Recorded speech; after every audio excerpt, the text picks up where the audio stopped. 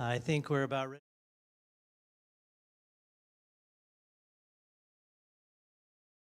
Great information that we ran a little long at the 10 o'clock service, which ran us a little long at the 11 o'clock service, which ran us a little long on potluck. And we still have people downstairs that are eating and finishing up, and they will come on up here shortly. But we want to get started. I want to thank you for coming, and those of you that missed the meeting on Friday night, it's already up on our YouTube channel, so you can see that. And if you didn't sign up for our newsletter, you can do that on our website as well. That will keep you up to date on all the things that we're doing, and it'll alert you to the things that have already been done, so you can check back with our YouTube channel and our website and see all the exciting things that this congregation is doing. Friday night was fantastic. I would encourage you to watch that if you didn't. And then at the 10 o'clock hour, we chatted about how to help a congregation like this engage the neighbors in a very successful and meaningful way in health ministry. And so that, along with all the sessions here today, will be up on our YouTube channel later this week. But I'd encourage you to stay here for the whole day. We have 3 more topics to cover, and of course, interaction will be here available only live. So you'll want to do that. We will have some question and answer periods as well. We'll have breaks in between these next 3 sessions. The first one up now is going to be how to effectively address cardiovascular disease and diabetes. And then we'll have a short break. And then we'll do how to develop an effective personal healthy lifestyle plan. And then another short break. And then we'll finish it up this evening with how to stock your home with natural remedies. And if during those breaks, our bathrooms are men's on this side, women's on this side, and then we have more downstairs as well. Those stairs at the back of the foyer go downstairs, and we have bathrooms on either side down there as well. We have water for you there. If you were here Friday night, you know you're supposed to drink 2 to 3 ounces 4 times every half hour. So that's how many ounces in an hour? Okay, do the math. And you need to drink half of your body weight. So take your body weight, divide it in 2, and drink that many ounces a day. And stay hydrated. We want you to be able to absorb everything you hear today. So let's have a little prayer, and we will invite Walt up to join us. Dear Lord, we want to thank you for all this information that you have put around for us to learn. Lord, you put everything we need in order to maintain our physical, spiritual, and mental health within our grasp, Lord. And today we ask that you open our minds, help us to be able to understand and discern what we're going to be taught, and that we'll be able to put it into practice tomorrow. Thank you, Lord. In Jesus' name we pray. Amen. Walt, come on up.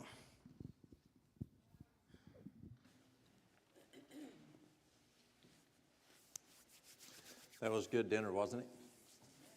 Well, I have good news. You want good news? They found her. Half a mile from the house. We usually find people, usually within, not that far from the home, many times. And she's alive. She's well. Been out for a little over 24 hours, the lady we were looking for. And so that's a good thing. So the search team went out and they found her. That's always good news when we find them alive.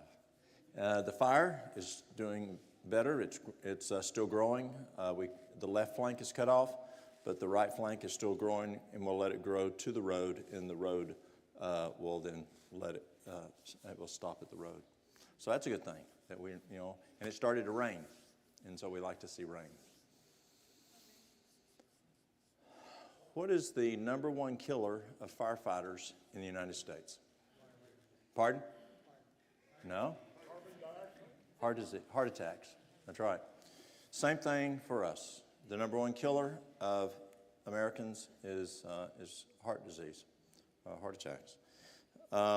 So let's talk about cardiovascular disease. Cardio, heart, vascular, the vascular system. The heart's a muscle. We have 3 types of muscles in the body. The heart is a muscle of its own. There's no other muscle like the heart muscle. The heart screams louder than the other muscles do. If it doesn't get adequate perfusion, blood flow, oxygen, nutrients, it screams, and that's called angina. And so that's a system by which God put in there. If you're doing something you're overexerting more than what you can tolerate, then the heart screams. There's a man where I live. He's in his 70s, and he likes fast cars, and he bought him a Hellcat. Anybody hear of a Hellcat? He bought it, chipped out, everything that Dodge would do, had 800 and some horsepower. His first tank of gas was 2-point-something miles per gallon. At 300 miles, he decided it is not fast enough.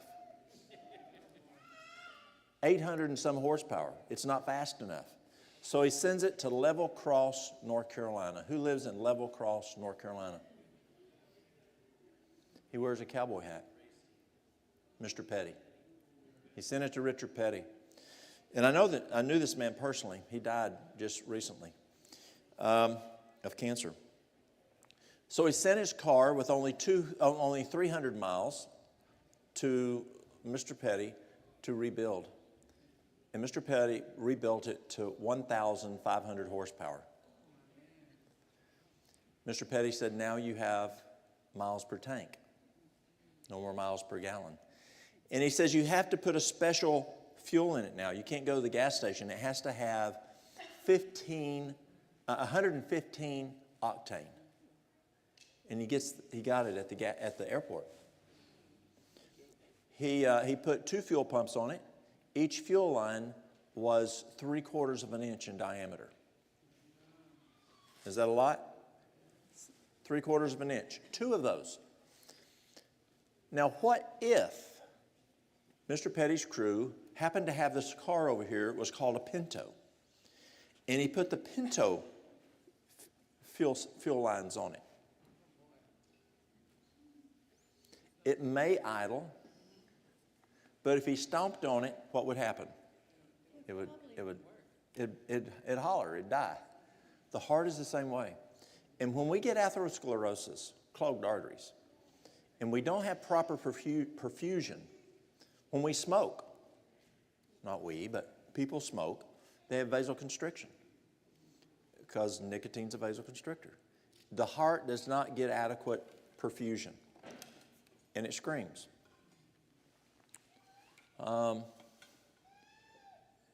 I believe also regarding this man's car that God made our bodies like what Mr.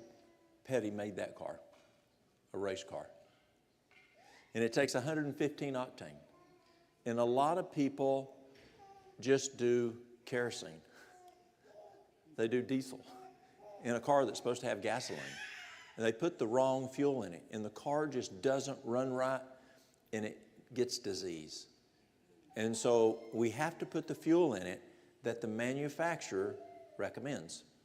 Now, I have a GMC pickup. Do I want to use a Dodge manual on that? Do I want to use a Toyota manual on that? What do I want to use?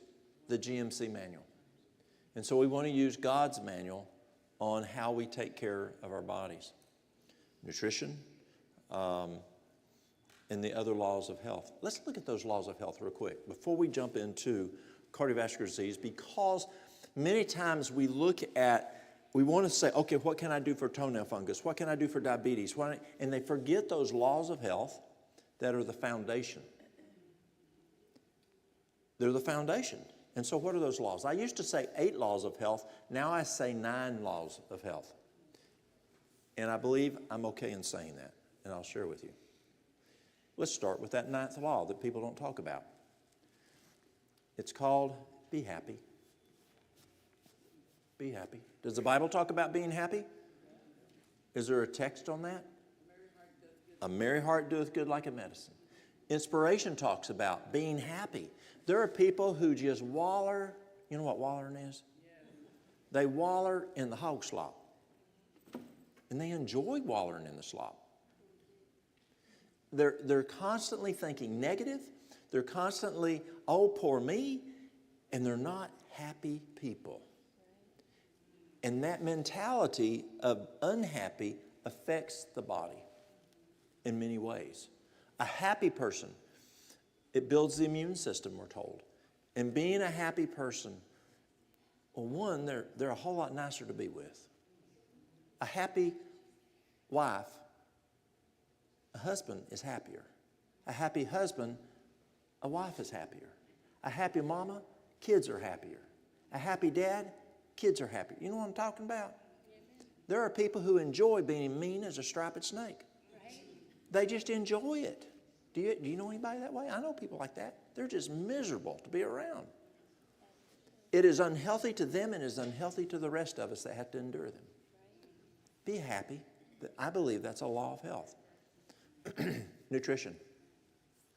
Fuel. What are you putting in the body? Are you putting kerosene? Are you putting diesel? Or are you putting in, 115 octane? We need good fuel. Because if you put the wrong fuel in the body just does not run well. When I was a boy, I remember, y'all remember this, back in the 60s. I remember back in 65, 66, Dad would drive by needing some gas. And he'd go by a gas station, I'd be sitting in the back seat. We didn't have seatbelts back then. The car didn't even have seatbelts. We slept in the back window when we were traveling. And I'd say, Dad, there's a gas station. And he'd go, I can't go to that one. Why? He says, there's water in the fuel there, oftentimes. Remember those days? Yeah. You need pure plum fuel. Plum only. Guys, if you want to give your wife a really good compliment on the food, tell her food is plum good. That's the top.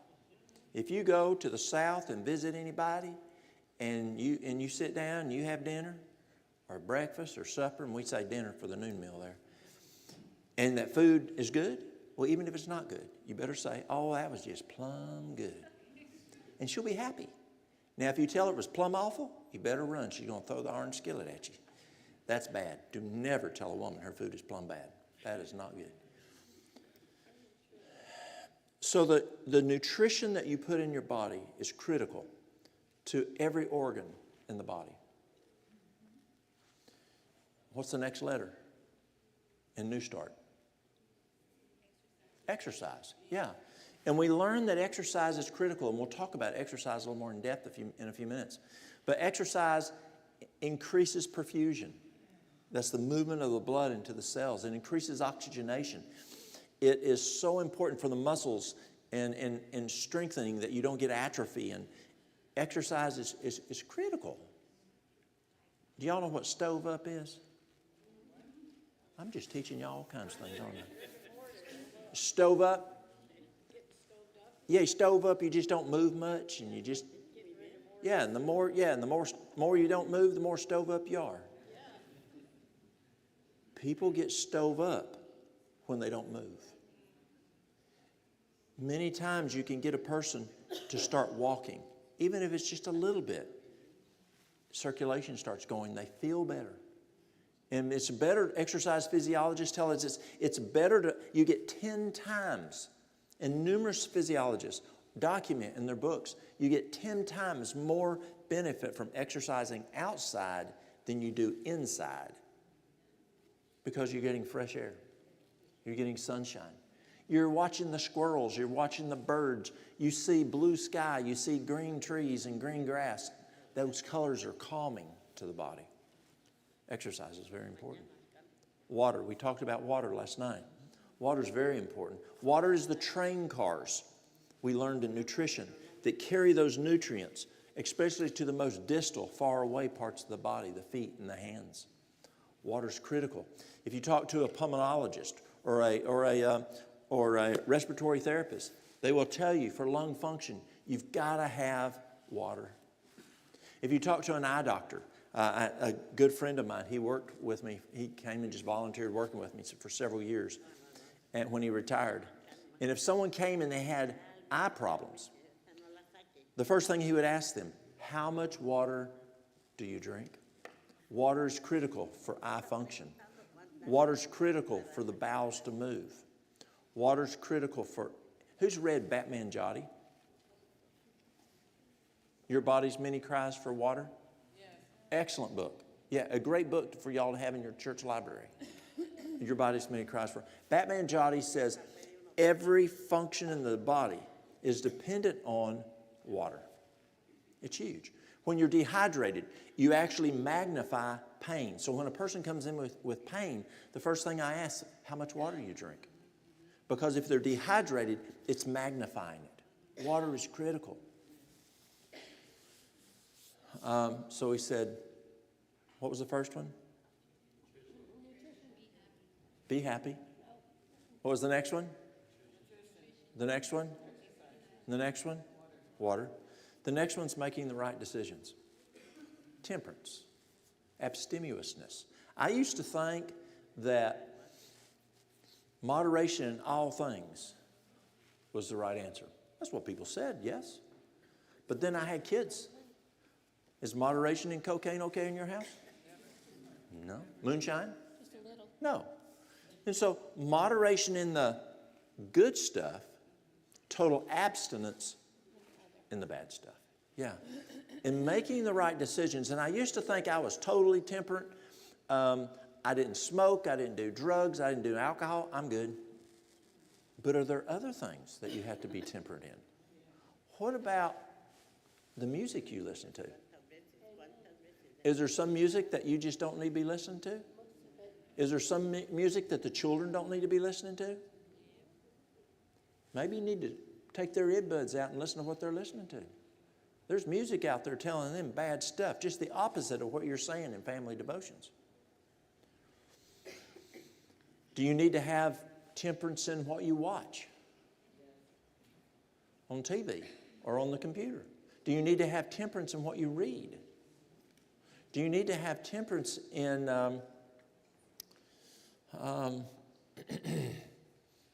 what you eat, what you drink? Yeah, you do.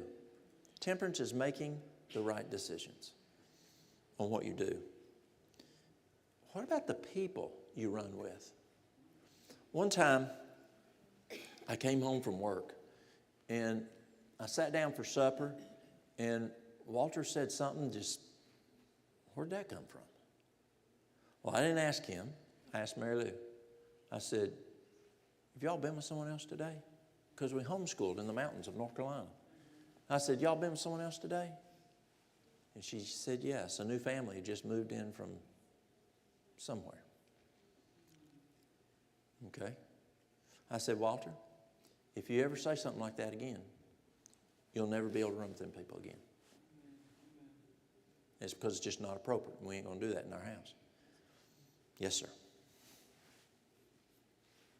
Later on, several months maybe, month, 2 months later, I'm sitting there at supper, came home, and he said something else that just way out there. I looked at Mary Lou and I said, were you with them people again today? Yeah. I said, no more. Because what he's learning from that little boy, it's going in his head, and he does not need to have that in his head. Would you do that as a parent? Well, what about the people who you run with? Are you picky on who you run with? Should you be picky on who you run with? Or what about temperance and you walk up on a situation, someone's gossiping. You got two choices. You can try to change it, what they're talking about, or you can say, guys, I've got something else I need to do. What you need to do is not be there and go somewhere else, because gossiping's not good, is it?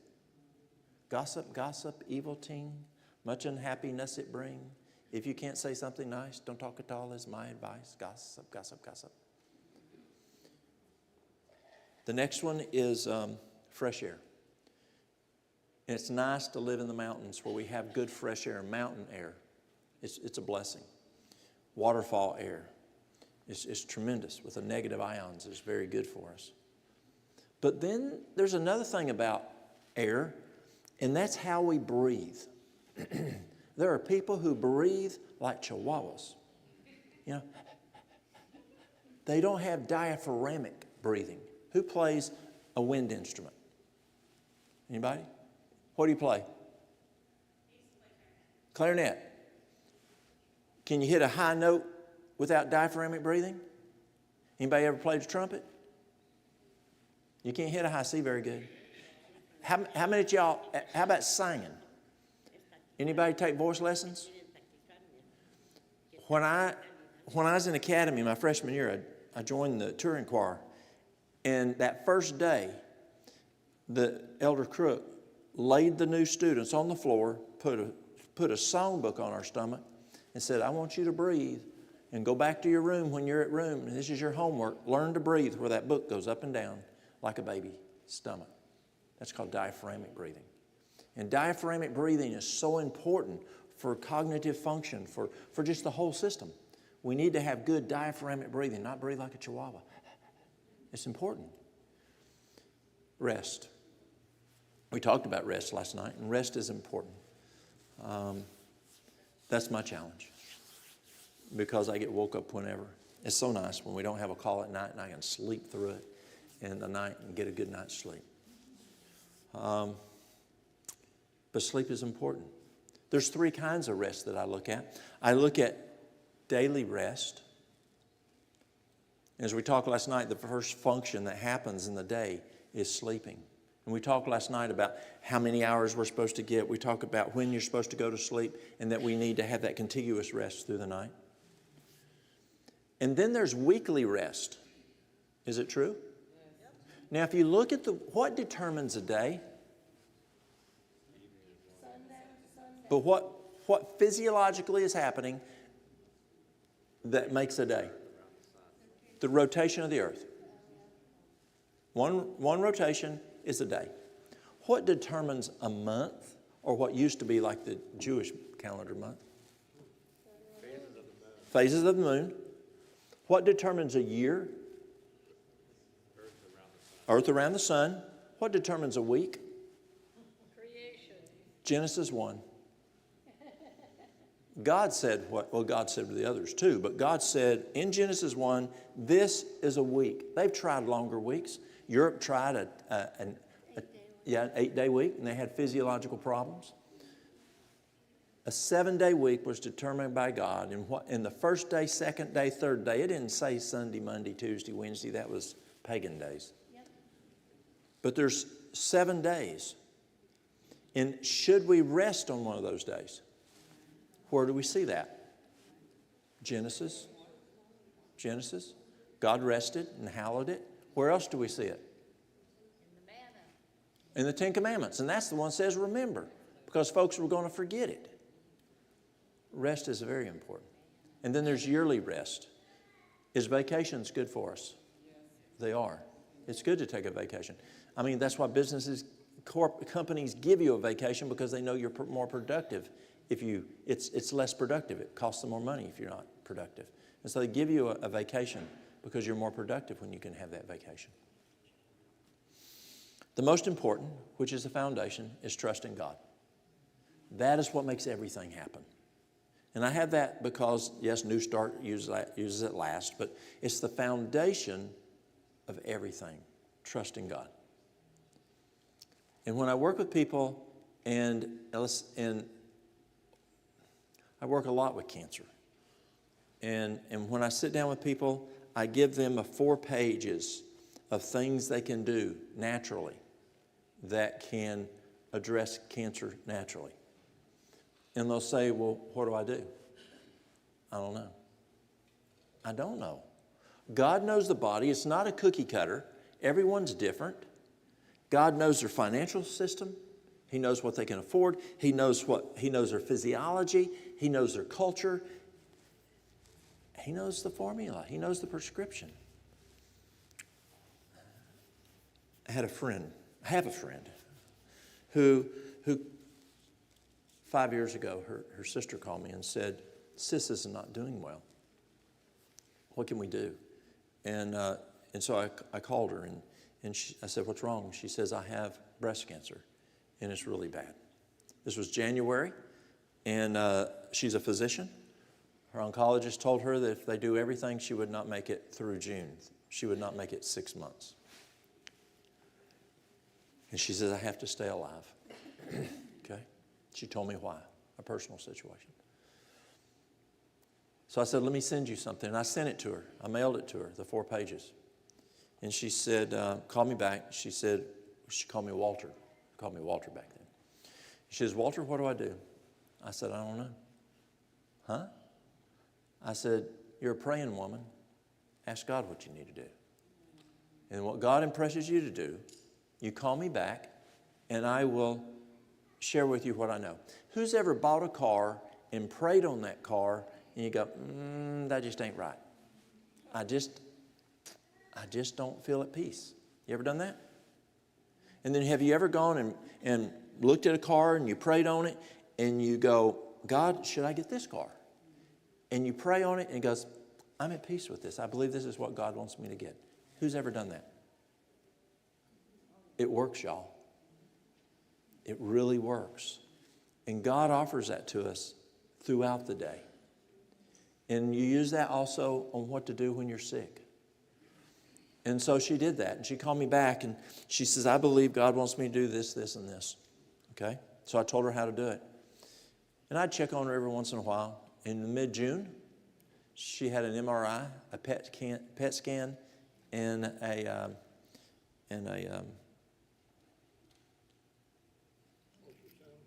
no, it was MRI, PET scan, and a CAT scan. And every one of them was negative. They found no cancer. A friend of hers who's a surgeon says, listen, you got to go in and you got to do a double mastectomy. It's really bad. The kind of cancer you had is just terrible, awful. See, she had breast cancer that had metastasized to the liver and then metastasized also to the lymphatic system. He says, I really need to go in there and do a double mastectomy. It's bad. She goes, okay, I believe God healed me. You go look. If you see a problem, take care of it. If you don't, close me up. So he went in the 3rd week of June, and he looked, and he did exploratory surgery. And he looked at 3 major areas. All he found was brand new tissue. She's still alive today, doing very well. Trust in God. It is God that does the healing. It is not man.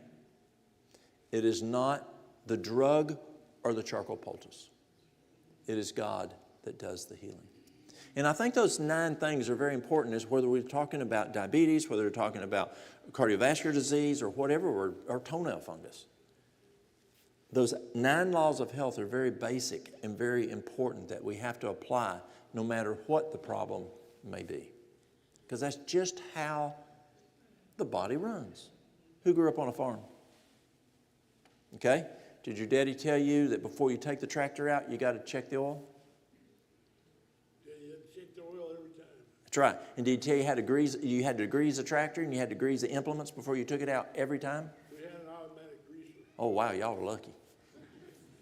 Yes. My brother told me he wasn't going to teach me to drive until he taught me how to check the oil and the water and all that. You have to do that because your farm depends on that tractor working. God made our body. That's the physiology of a tractor. The physiology of the body are those 9 laws of health.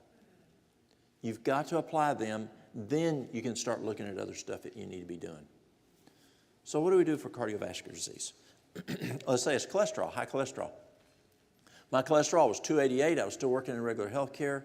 The guys at work said, Walt, you're genetically predisposed. Look at your daddy, look at your granddaddy. My dad was having heart attacks. He had multiple heart attacks in his 30s, and they continued. My grandfather, my aunts, my uncles, they all had cardiovascular issues. You're genetically predisposed. You need to take a statin. Well, I didn't want to take a statin. I just didn't think that was the best thing for me. There's side effects to statins. So I went on a no added cholesterol diet. And my cholesterol went to 104. What we learned was I was not genetically predisposed. I was East Tennessee predisposed. The diet is what's inherited, not the genetics. I ate what my daddy ate what his daddy ate, and all our kinfolk ate the same East Tennessee food. Do you know how to tell if food has cholesterol in it? Yes. If it's got a mama. If it's got a mama, a mother, if it comes from an animal, it's got cholesterol. If someone ate you, now we're not animals, but if someone ate you, they're going to get cholesterol from you too. Some headhunter person. So let's go to my favorite sandwich. Tomato sandwich. Yes. So does the bread have a mama? No. You could put milk in it, but usually not. But we'll come back to the bread. Does the mayonnaise have a mama? Possibly. If it's not vegenaise, it's got an egg which comes from the chicken. Does chicken have a mama? Yes. Does a tomato have a mama? Does the lettuce have a mama? Does the cheese have a mama? It comes from Elsie. And Elsie has a mama. Does the bacon have a mama? Yes, Miss Piggy. Does Miss Piggy have a mama? Yes. Does the pickle have a mama? No. So it's got a mama, it's got cholesterol. Can anybody tell me what food has the highest amount of cholesterol if you want a really good dose of cholesterol? Pork what? Bacon. Brains. Pork brains and cow brains are right up there in the top for the most cholesterol. People fight in the South who gets to eat the pork brains. But let's go back to the bread. Who's ever heard of Dr. William Davis, a cardiologist? William Davis found that wheat, the American wheat, which has 42 chromosomes, which is sprayed with Roundup, can raise the LDL. So you want to be cautious on the wheat. We also learned at the clinic I worked at that, and now it's published in a number of places, that cashews. See, when people go from eating dairy to cashews, a lot of times they do cashew cheese, cashew butter, cashew gravy, cashew loaf, cashew, because it's rich. And you're trying to get that same dairy thing. And so we teach people to eat that way with the cashews. Well, when you eat a mess means a lot. When you eat a mess of cashews, it lowers the HDL. When you lower the HDL, LDL goes up. And so you can eat cashews in moderation, but just not a lot. That's how you address high cholesterol. Yes, you can do bergamot, which is cholesterol pro. Bergamot is a fruit. It's kind of between an orange and a lemon, and it's excellent. You can use something called Listeril, which is allicin, which is like the Alimed. It's allicin. That allicin will lower cholesterol. You can use red yeast rice. But if you use red yeast rice, it's a natural statin. So you're going to have, any time of a statin, pharmaceutical or natural, you're going to have to use coenzyme Q10, CoQ10, because it lowers the CoQ10. And CoQ10 is needed for cell wall stability. It's needed for oxygenation. It's very important. So even with a natural statin, red yeast rice, you've got to take CoQ10.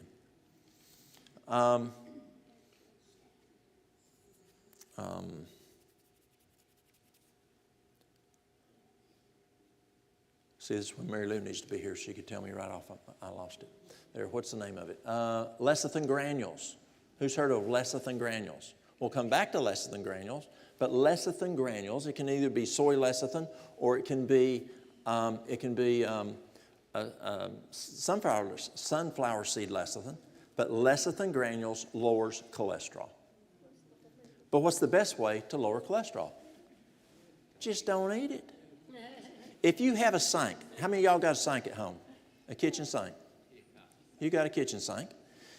The engineers who developed that sink had a hole that comes out where your water supply comes in, and then it has a hole that's bigger that drains out. And as long as that hole is not occluded, stopped up, you can turn both spigots on and it will not overflow.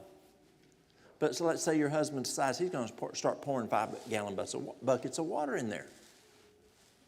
It's more than it's designed by the engineer to get rid of the water, and it's going to overflow.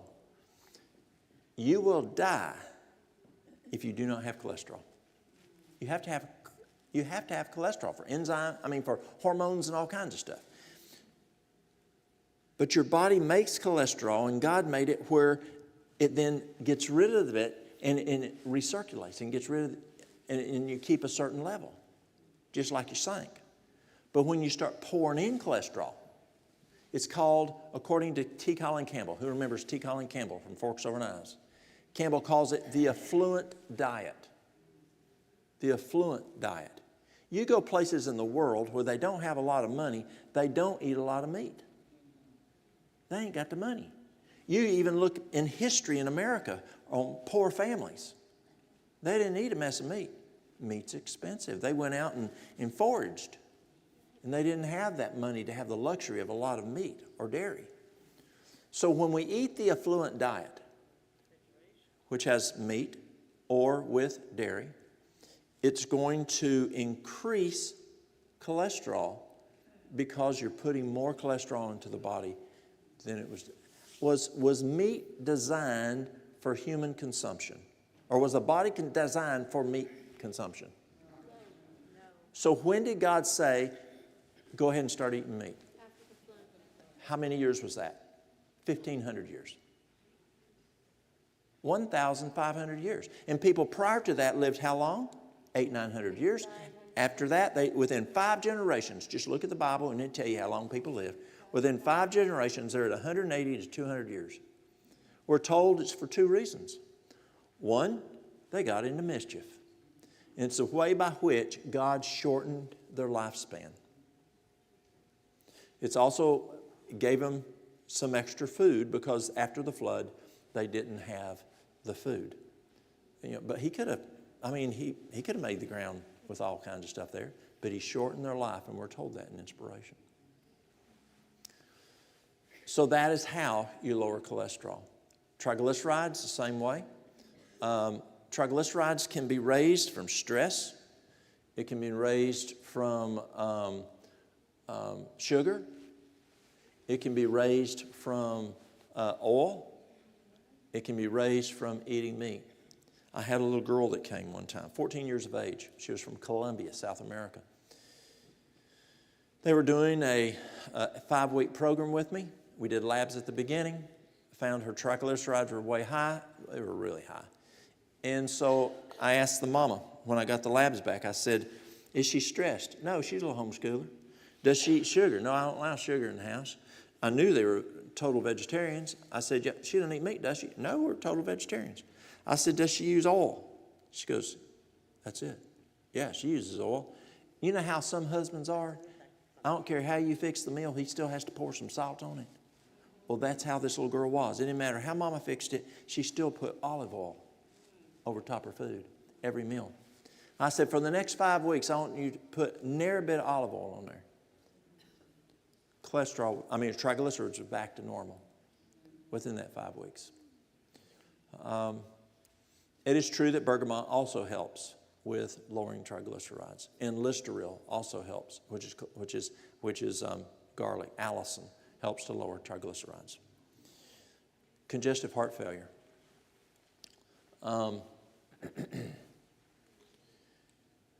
4 years ago, Mary Lou started having some breathing difficulty. I noticed her having some challenges climbing steps, walking up hills. But what I really noticed was as she laid in bed, she was having wheezing, some crackles, and it was getting worse. And so I asked a friend if he could do an x-ray. And the radiologist said, well, it looks like she has emphysema in the base of her, one of her lungs. And her father smoked. He did 3 packs a day. She lived at home through high school, then came to SMC. That's where we met. And he said, it's emphysema. Okay, so we started treating it as emphysema. Thing is, it didn't get better. It just got worse and worse. And 6 months after that, she could not hardly even climb the stairs at the house. Extremely shortness of breath, the wheezing, the breathing was much worse. And so I asked another friend, I said, I want a total workup on her. Do a total up on her, see what's going on with her. So he went and looked, and unfortunately the challenge was it was in the same hospital system. So he pulls up her file that she had the chest x-ray, and he goes, it's just emphysema. So we come back to the office. That was in the morning. That afternoon, around 2 o'clock in the afternoon, I'm sitting up front. I'm sitting on the stool. My phone rings as I was waiting on somebody, and it was the doctor. And I said, called him by name, and I said, yeah. He goes, get Mary Lou back in here tomorrow morning. I said, why? He says, I think she has what killed my wife 2 years ago. Get her back in here. So I took her back in, and she did have what killed his wife 2 years prior, congestive heart failure. And so they went in, they did a heart cath, and they came out, and they said, the echoes said that she had global failure of the left ventricle, not just regional. And the cardiologist came back in the room, and he said, I told him, I said, I don't think it's a vessel. I think it's something else because it's global. And he goes, oh no, we can just put a stent in if there's a problem. And he comes back and he said, I wish I was right. He said, she's clean as a whistle. There's no atherosclerotic material. She's clean as a whistle. The heart looks great, except, has she ever taken this drug? I didn't. I don't know of it. I looked at her and I said, you ever taken that drug? She goes, yeah. 44 years ago, when she was 15 and 16 years old, she had leukemia. It was a chemotherapy drug. It's called the Red Devil, adriamycin. He said, yep, I could tell it. He said, actually, I brought medical students in to take a look at it because that damage is caused by adriamycin. And so we ended up going to University of Alabama at Birmingham. Her ejection fraction was a 10-15, which is not the best.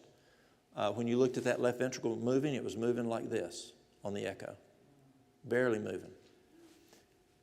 And so we started doing things the drugs, you couldn't do the drugs because she didn't have liver issues, she didn't have pulmonary issues, and everything bottomed out her blood pressure. And what's the first thing you do? Pray. You pray. God, what do we do? So the diet we looked at is we talked about last night. I showed you a picture of it, or maybe this morning, I don't remember. Last night, I think. Remember the Dr. Walter Kempner there, and it had the brown rice in the middle and the vegetables?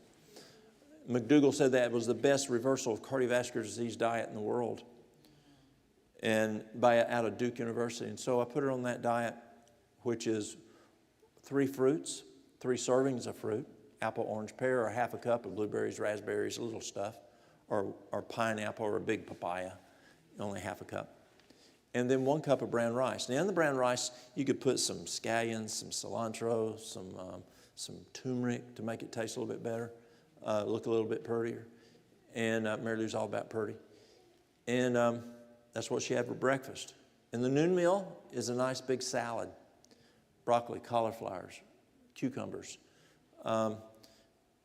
greens, but no oil. No oil, no dressing, no salt, no cheese, no meat. But you can squeeze some lemon. But sometimes you got to negotiate with people, especially men. And so we'll go with a low-sodium salsa on there. And 1 cup of brown rice. See, brown rice is the protein that Dr. Kempner found at Duke University, but also has a brown rice bran, like wheat bran. Well, brown rice has bran, and the bran helps the heart to repair. And if you do a supper, then you need to do, you repeat breakfast. The next thing that Kempner looked at Duke at the program is adequate hydration that we talked about last night. Number 3 is exercise. Now, when Kempner looked at exercise, he looked at exercise and he found that when he looked at kids, little humans would exercise 4 times a day. They had recess in the morning, recess after dinner, recess in the afternoon, went home and played and did chores. So we decided to apply that to the adult, the big human, the adult.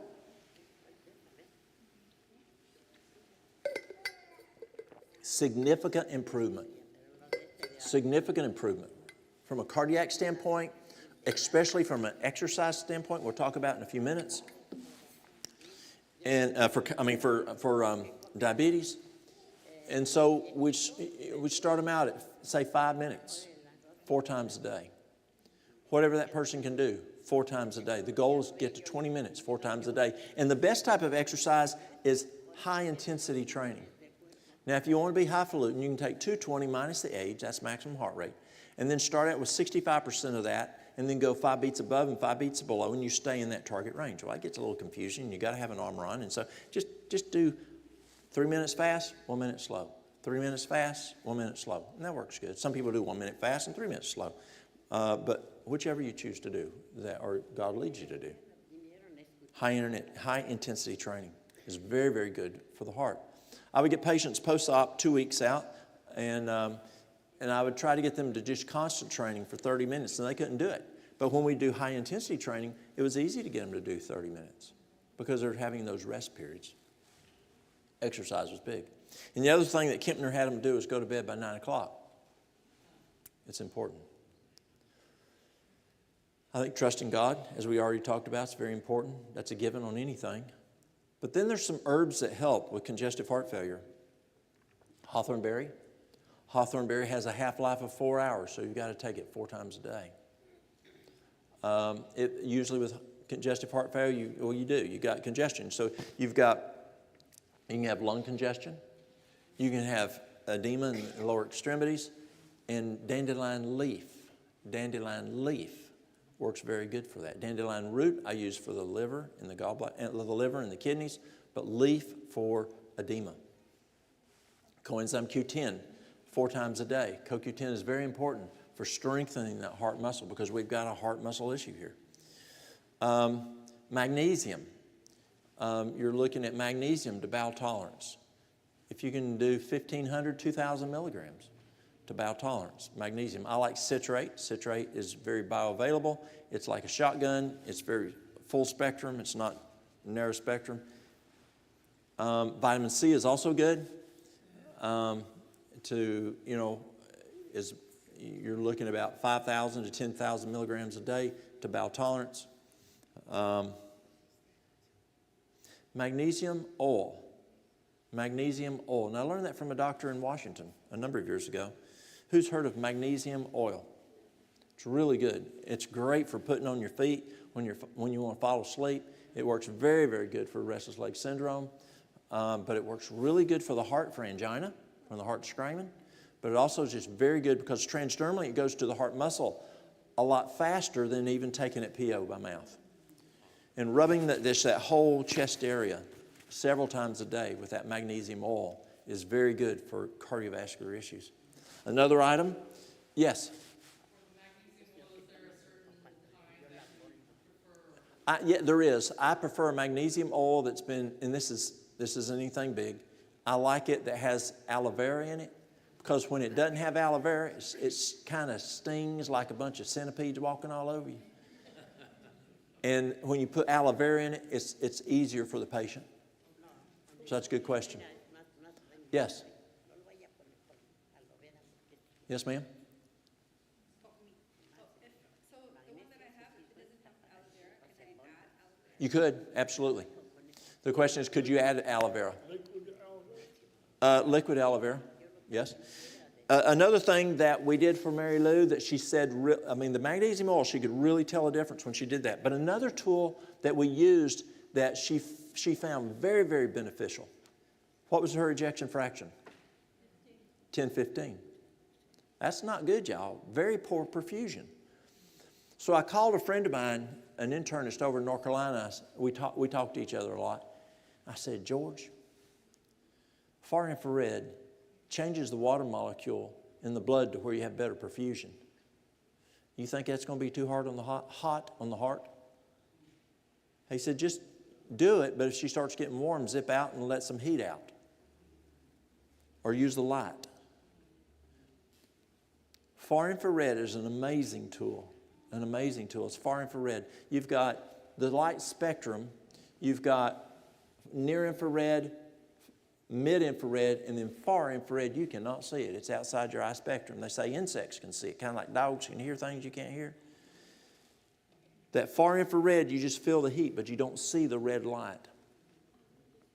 It's very effective in healing bones, healing tissue. It's amazing. It's an amazing tool.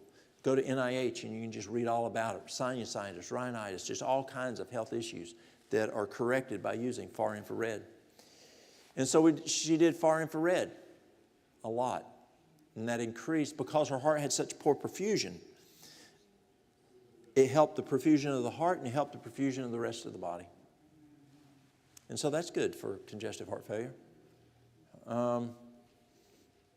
She now has an ejection fraction 5 years later of, well, it's less than five, just a little, we're about 5 years later. We are 5 years later. She has an EF of 3540. The mitral valve was so bad at the time, she had significant backflush. They told her that if she didn't have a new mitral valve within a year, she would die. But you can't put a new mitral valve in, they said, until she's got at least a 35%. And she was only at 10-15. You put a valve in her, and she said that it won't open. It's just you don't have enough pressure to open it. And so she'd die. And so that was a concern. She was throwing PVCs over 50% of the beats, and they wanted to do an ablation. And so we said, well, can we pray about it? You know, that's a good thing. If a doctor says no, you might want to find you another doctor. You know, just say, I need to talk to my medical director. God's your medical director. And so she says, I'm not comfortable with that. Can I pray about it first? Fortunately, we live in the South. We're in Birmingham, Alabama, at University of Alabama at Birmingham. And though that man was from India, he understood how we believed. And he said, absolutely. Went home, prayed on it, went back to Birmingham. She was throwing 0 PVCs and had no more history of PVCs. God healed it. Concerned about that valve. They wanted to put a valve in, but we couldn't do it. And so she went back and she lived past the year. And we finally got up to the 35, 40. And she said, okay, I'm at 35. What's the status of the mitral valve? He says, your mitral valve is equal to a mitral valve on a lady of your age. She just had she just did a stress test. And he said, Mary Lou's 63. And they said the stress test is equal to that of a female in her 30s. Is God good? Yeah. We did the Duke diet. We did the Hawthorne. We did the CoQ10. We did the magnesium. We did the vitamin C. We did L-carnitine. We did did I say the dandelion? The vitamin C. That's what we did. A lot of prayer, exercise, and God is blessed. Is she where I want her? No, I want her at a 65. But she's not there. And so, but she's getting there. And so, going from a stage that they literally, when the advanced cardiac, he's the top cardiologist there on the advanced cardiac team at UAB, looked at that mitral valve. When I was standing there with him, he says, you need to see this. I started crying. I don't cry. I mean, it's barely moving. He picks up the phone. He calls in a nurse. He says, I want you to stay with her right now. He went to the nurse's station, called the transplant floor, and put her straight to the transplant floor because he thought they were going to have to put her heart in her. But God is good. The question is why? Why did she live and other people don't live? Why is it when I sit down with people who have cancer and you have one outcome versus another outcome? Why? You ever had a grandchild or a child says, why? Mary Lou was talking to my grandson one time, my Alabama grandson. He was 4 years old at the time. And she said something, and he goes, why? And she said, well, this. And he explained it again. And he goes, but why? She explained it again. He goes, but why? And she says, Aiden, when you get big enough, you'll understand. And that's what Jesus does for us. When he makes decisions, there's sometimes we just don't understand. Just as that 4-year-old does not need to know about the financial situations of the house, right? That's none of his business. That's mom and dad's business. Or maybe there's some things going on in the house that is not his business. And you keep it from them. Or they say, why? You go, trust me. When you get bigger, you'll understand. And that's exactly what Jesus does. Trust me. When you get bigger, when you get to heaven, I'll explain it to you and you'll understand there. Because we got a finite mind right now. We need that infinite mind to have that understanding of those kind of things. And why some people live and some people don't live. And that's a tough one. Tachycardia. If a person has tachycardia, hawthorn berry is very good for tachycardia.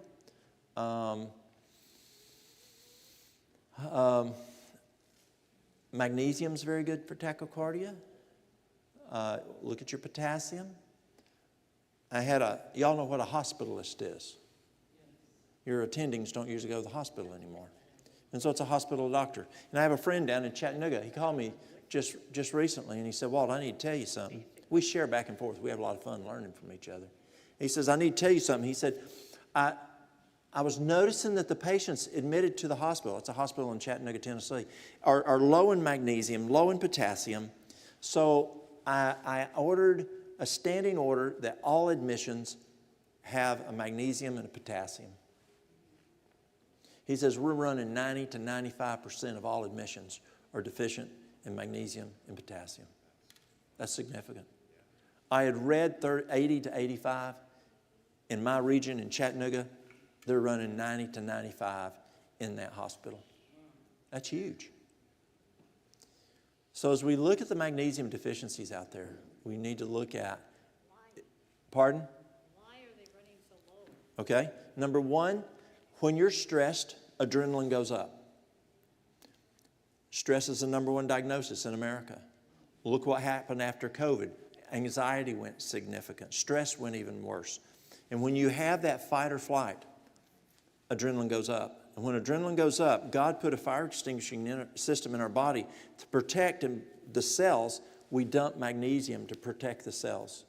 And so we're dumping magnesium all the time. We just found just recently that when the ground is sprayed with Roundup, it goes in the soil and it binds the magnesium where it cannot be pulled up by that plant. Wheat, corn, soybean, alfalfa. We know that hybrid seeds only uptake, according to the University of North Carolina, Department of Agriculture, hybrid seeds only uptake 40% of the nutrients out of the soil that an heirloom seed will do. You're getting 40 cents on the dollar of nutrition based on which seed you stick in the ground, heirloom versus hybrid. We know what happens with processed foods. We know what happens with soil erosion. So that's why we're just not getting it in our food because of various causes. Magnesium is very important for arrhythmias. Potassium is important, but magnesium is huge. And so I like using hawthorn berry. I like using iodine. Yes, ma'am. You can do either. You can do an extract. The tincture uses alcohol, and the extract uses vegetable glycerin, which I try not to use the alcohol. Or I'll use capsules. Capsules work adequate. You can do a tea if you want to. But that works very well for arrhythmias. Angina, tachycardia. That's where the heart's just beating super fast. Again, hawthorn berry. Hawthorn berry is the herb that's just phenomenal for the heart function. CoQ10 is very important for that. A teacher I had, a paramedic, when I was taking EMS back years ago, he was a paramedic in West Palm Beach, Florida. Picked up a patient. The patient was very tachycardia. And it's back in the days we didn't have radios. We had remember on Emergency, that TV show Emergency, and they dial in on that encoder. And he said I dialed in on the encoder to the ER doc, and it was on like a telephone thing. And he says, I got a patient. extremely tacky. I don't know if I can make it to the hospital. The doc says, pull into a 7-Eleven. You know what a 7-Eleven is? A little gas station. And grab a bag of ice and put it on his heart. He says, we whipped into the gas station. Driver jumped out, grabbed a bag of ice out of the machine outside, threw it in the door. I threw it in the patient's heart, and came right down. And I've used that a number of times. What did I lose? Atherosclerosis, clogged arteries. According to, how many of y'all have listened to Esselstyn? Esselstyn, remember Esselstyn at Cleveland Clinic? Esselstyn said within a year to year and 3/4, you can reverse many times atherosclerosis by a whole food plant-based diet. The challenge, do you have a year and a half to a year and 3/4? You may not. You may be dealing with some heart vessels there that you just don't have that much time. There's another item that I use that's much faster. I still use that, but there's something that really speeds it up. I had a lady come in this past late summer. Husband has an occlusion in his heart, 70%. So she did lecithin granules and flaxseed oil. Now, flaxseed oil brings the melting point down on the plaque where it melts faster. And then the lecithin granules gets rid of it. And this lecithin's good for you anyway. What did I mention a while ago lecithin was good for? Lowering cholesterol. But it also, 33% of your brain is lecithin. So it's very good also for brain function. And so lecithin, what happens is the flax oil brings that melting point down. The lecithin works like a roto-rooter and just dissolves the plaque and gets rid of it. So he's got 70% occlusion. In 2 months, he's at 5%. And at 3 months, there's zero occlusion at all. How much lecithin 1 tablespoon 3 times a day. is in beets? Is in what? Beets. I don't know. I couldn't answer. His question is how much lecithin is in beets. I don't know. Usually arteriosclerosis, hardening of the artery, is due to, you got your atherosclerosis, your clogged arteries. And so one leads to the other. Hypertension, the silent killer. You got to get to the root cause. Last night we talked about if I'm rubbing my arm with sandpaper and you put medicine on it and then I rub it with sandpaper, then is it going to heal? You got to stop the sandpaper. So what's the sandpaper with hypertension? Number one cause of hypertension that I read is stress. Stress raises cortisol, lowers potassium, and boom, you have hypertension. Number 2 is dehydration. Dehydration is huge on hypertension. I had a lady one time, she came and she said, my husband has hypertension, the medication's not working, give me something simple that he will do, because he won't do hardly anything. I said, how much? He's a construction worker. It was summertime. I said, how much water does your husband drink? He don't do water, he just does soft drinks. I said, get him to drink water, and I told her how much water to have him to drink. 2 weeks later, no, I'm wrong. It could have been 2 weeks later. Wasn't much more than 2 weeks later. I'm at the hospital, giving a presentation to the staff on lifestyle health, and guess who was sitting there? She was. And so as I'm setting up my PowerPoint projector, she said, let me tell you about Walt Cross. I just met him not long ago, and I'm going, oh boy, I remembered her. Did it work? Did it not work? Is she going to totally blow what I'm about to say? And she tells the story. And she said, my husband had to stop all hypertensive medications because he bottomed out. His blood pressure is normal, and he cannot take any blood pressure medication. You don't see that very often, but it happened. What happens with dehydration is the blood is thicker and stickier when you're dehydrated. When you're dehydrated, your brain isn't getting adequate water. And so, here's my water. Your brain's not getting adequate water, and so you're more prone to stress. When you're dehydrated, the kidneys aren't getting enough water.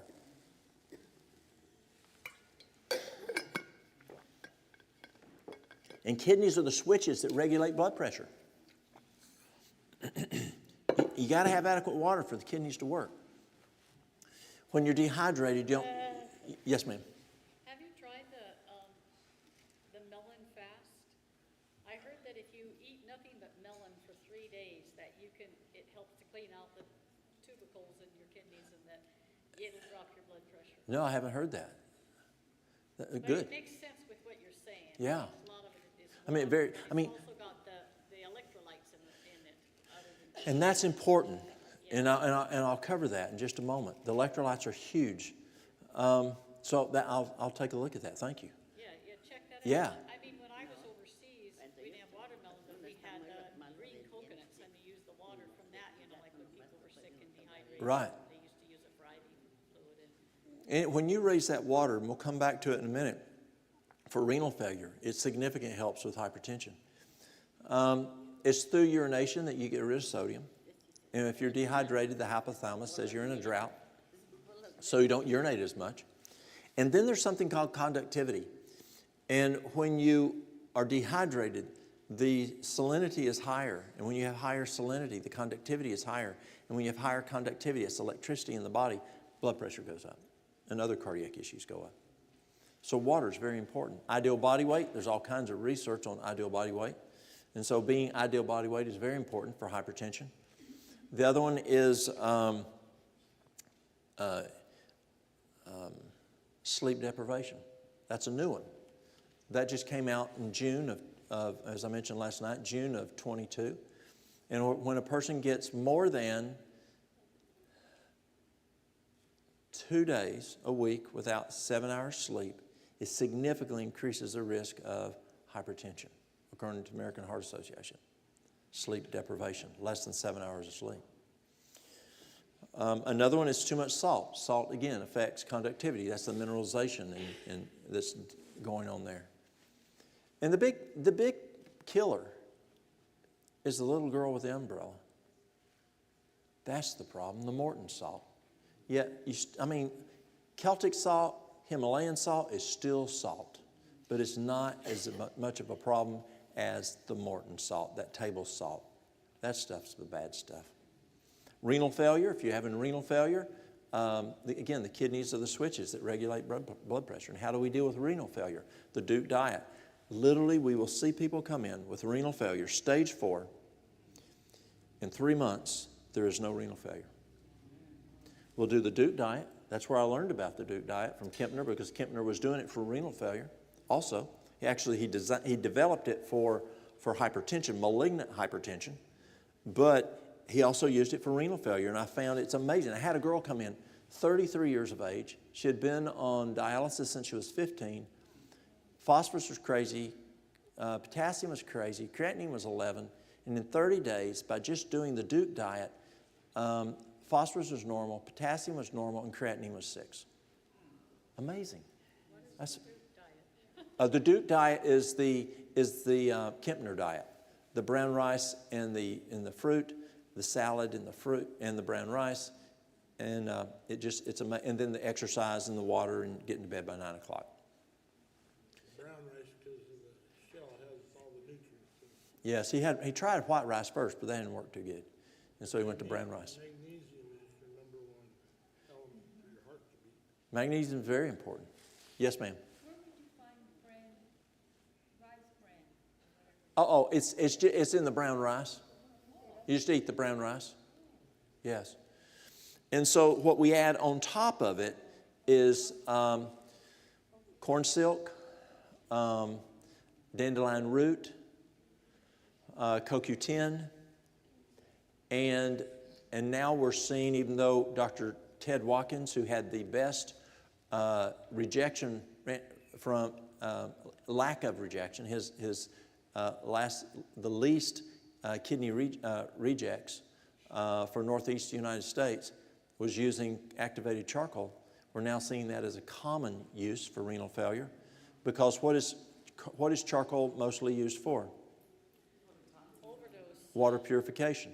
Yes, we use it for overdose, but overall it's used for water purification. What do the kidneys do? Water purification. So it actually takes that load off the kidneys And when you use activated charcoal, so they're doing 3 caps twice a day, or a teaspoon twice a day. Just be sure, do not use charcoal within 2 hours either side of a medication, because just as she said, overdose. I had a nurse one time give way too much morphine, read the MAR wrong, and she called me, Walt, what do I do? Charcoal. It was like she didn't, and fortunately it was by mouth, it wasn't IV, and it was like she didn't even give them the morphine. Totally soaked it right up. That's why we use it for overdoses. So you can't take... It's better than taking Melanta, I'll tell you that. Pardon? It's way better than Oh, taking absolutely. antacids and Melanta. It works immediately. It does. I can't eat walnuts and filberts, and if I get them in a potluck casserole or something, then I get terrible pains. But if I take charcoal, it takes away. It's amazing. Amazing. We'll talk about charcoal later this evening. Yes? Just to circle back around lecithin, there's several forms, right? The soy, the egg, which one, it doesn't matter? Most of your research is done on soy lecithin. It's been going around longer, but then there is sunflower seed lecithin, and it appears to get the same outcomes. And some people are kind of spooked on soy, even though Agatha Thrash said soy phytoestrogens are actually good for us to get rid of the bad estrogens from plastics and chemicals and whatever. But for those people who are afraid of the soy because of that, then you can use the sunflower lecithin. Okay.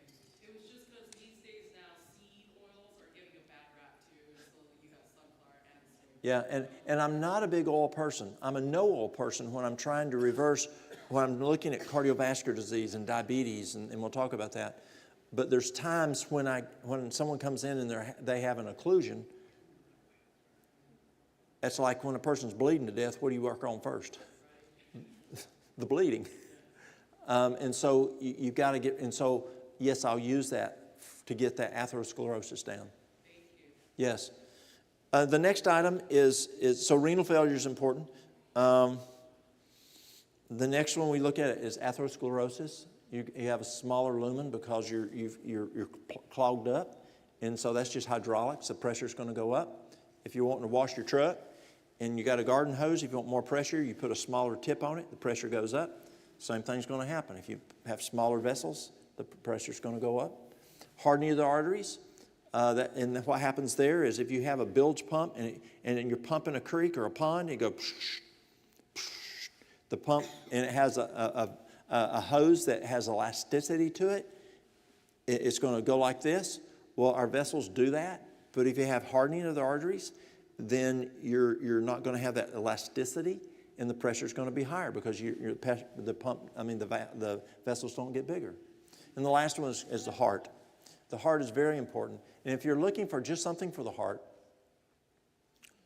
probably the best I have found is hawthorn berry. Hawthorn berry works like 3 different types of blood pressure medication. Diuretics started being used in 2000 for hypertension, and it's causing you to urinate more. It's getting rid of the sodium to help with that salinity. And so you can do a diuretic like your dandelion, your corn silk, and that's a great diuretic. So that's what you do for the hypertension. Yes? I haven't heard you talk about cayenne pepper at all. Cayenne pepper is an excellent tool for cardiac. It is. It's a vasodilator. If a person has angina, the best thing I have found for angina, that's heart, pain from not enough vascular flow, cayenne pepper is the best thing I found. It also works good for blood pressure. I've seen it bring blood pressure right down because it causes vasodilation. And so it works quite well. It's just good for the heart. And actually, charcoal. I didn't use charcoal except as needed. But now they're recommending charcoal on a daily basis because charcoal prevents cardiac sclerosis. So that's pretty cool. And so using that charcoal, that 1 teaspoon twice a day is the recommendation, or 3 capsules twice a day is now the recommendation on charcoal. Again, do not take it within 2 hours of medication. If I get a young girl that comes in and is asking for charcoal for whatever reason, she's trying to do a drug test or who knows what, I will tell her, if she's in childbearing age, I say, if you're on birth control pills, do not use this within 2 hours or it ain't going to work tonight. Well, it's also not going to work on the Lanoxin for tachycardia, or it's not going to work on the other medications that you take because it just soaks it up, just like it did in the emergency room. Anything else on cardiac? Can you mix the hawthorn berry and cayenne all together? Is that, Can you, what now?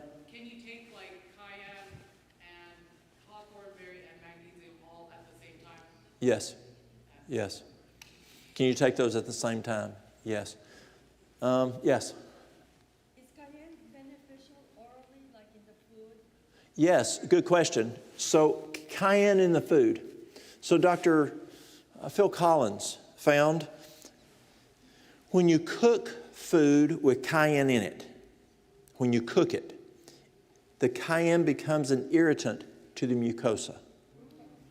It changes the chemical structure. But when you add it after you cook, after you've cooked it, add at the end, it actually is a benefit to the mucosa. You just don't want to cook cayenne. Yes. Yes. White talks about, discarding things like vinegar. Why do you think that's supposed? Why does she talk about not using vinegar? Two things that I've seen. She talks about vinegar as a problem because they use rotten apples in the production of vinegar. And I thought, well, that was just back then. So I called a company that makes vinegar that y'all know of, and I said, tell me about how you make your vinegar. Tell me about your apples. Yeah, we use apples. Are they brand new apples? Are they old apples? Are there any rotten apples? They take the, yes. Unsellable. Yes, the unsellable apples. And that's what the company told me, and y'all know that company. Yes. How long can you take it? Oh, how often? So here's the challenges with charcoal. If you take too much, it can constipate you. Watch for constipation. Drink plenty of water. And then the other thing is don't take it within 2 hours either side of a prescription. Otherwise, again, you do it in moderation. But, the new research on cardiac sclerosis, you can do it every day. You don't think it absorbs any of your nutrients? That was a question I asked Dr. Agatha. Does activated charcoal absorb nutrients from food? She had never found any documentation saying that it did. Now, here's the cool thing about Agatha Thrash. I was in New York City teaching one time, another class, and Thrash was there. And someone said, she was teaching a nutrition class, and no, I take it, I'm wrong. It was the same class with those doctors. And one of the doctors said, Dr. Agatha, right when she was teaching on nutrition, but Dr. Agatha, in your book, Nutrition, it said this. She said, it did. She said, but I was wrong. One of my therapists found this out, and she says, I did some research, and that therapist was right. I was wrong. Now, you don't find that too often. No. So Thrash is one that she gave you the information that she knew at the time, but it could change as she learned new information. Just as we learn in regular medicine. There's always something new we're learning. Yes, ma'am. Just one more thing real quick. I wanted to say when you said charcoal works for renal failure, it totally does because my cat, I almost had her put down. I was so thankful my husband said, just wait, she's not half dead yet. But she would sit by her water, just longing. That's her favorite thing. She could not drink. She was throwing up little bubbles of, acid from her stomach, and she couldn't eat. And so I mixed some charcoal and water and put it in a dropper, gave it to her, just, every so often. Pretty soon, bit by bit, she'd start drinking a little bit of water, a little bit more, a little bit more. She quit eating for a couple days, but finally the third day she started eating again and drinking normally. And yeah, praise the Lord. Absolutely. Yeah, it was amazing. Charcoal is amazing. And when you use human natural remedies, you can sometimes use it on animals. I had 2 goats. Y'all have rhododendron here. And I had a Billy and a Nanny get into rhododendron, and the vet said they were going to die.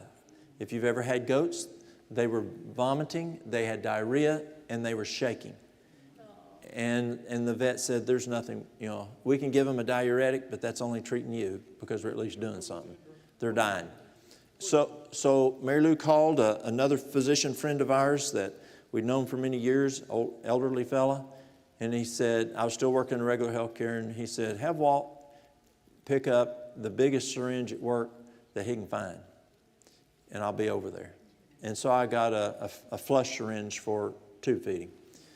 Brought it home, and he brought activated charcoal, and we made charcoal, and we slowly gave it to the goats so they wouldn't aspirate. And it was a Friday evening. The next morning, the goats were fine. I called the vet. He thought I was going to tell them they were dead. They were alive. He said, what did you do? And I said, well, this old doctor said to use activated charcoal. He said, I should have thought about that. He said, they taught us that in vet school. I had a lady come in last year. She came in crying.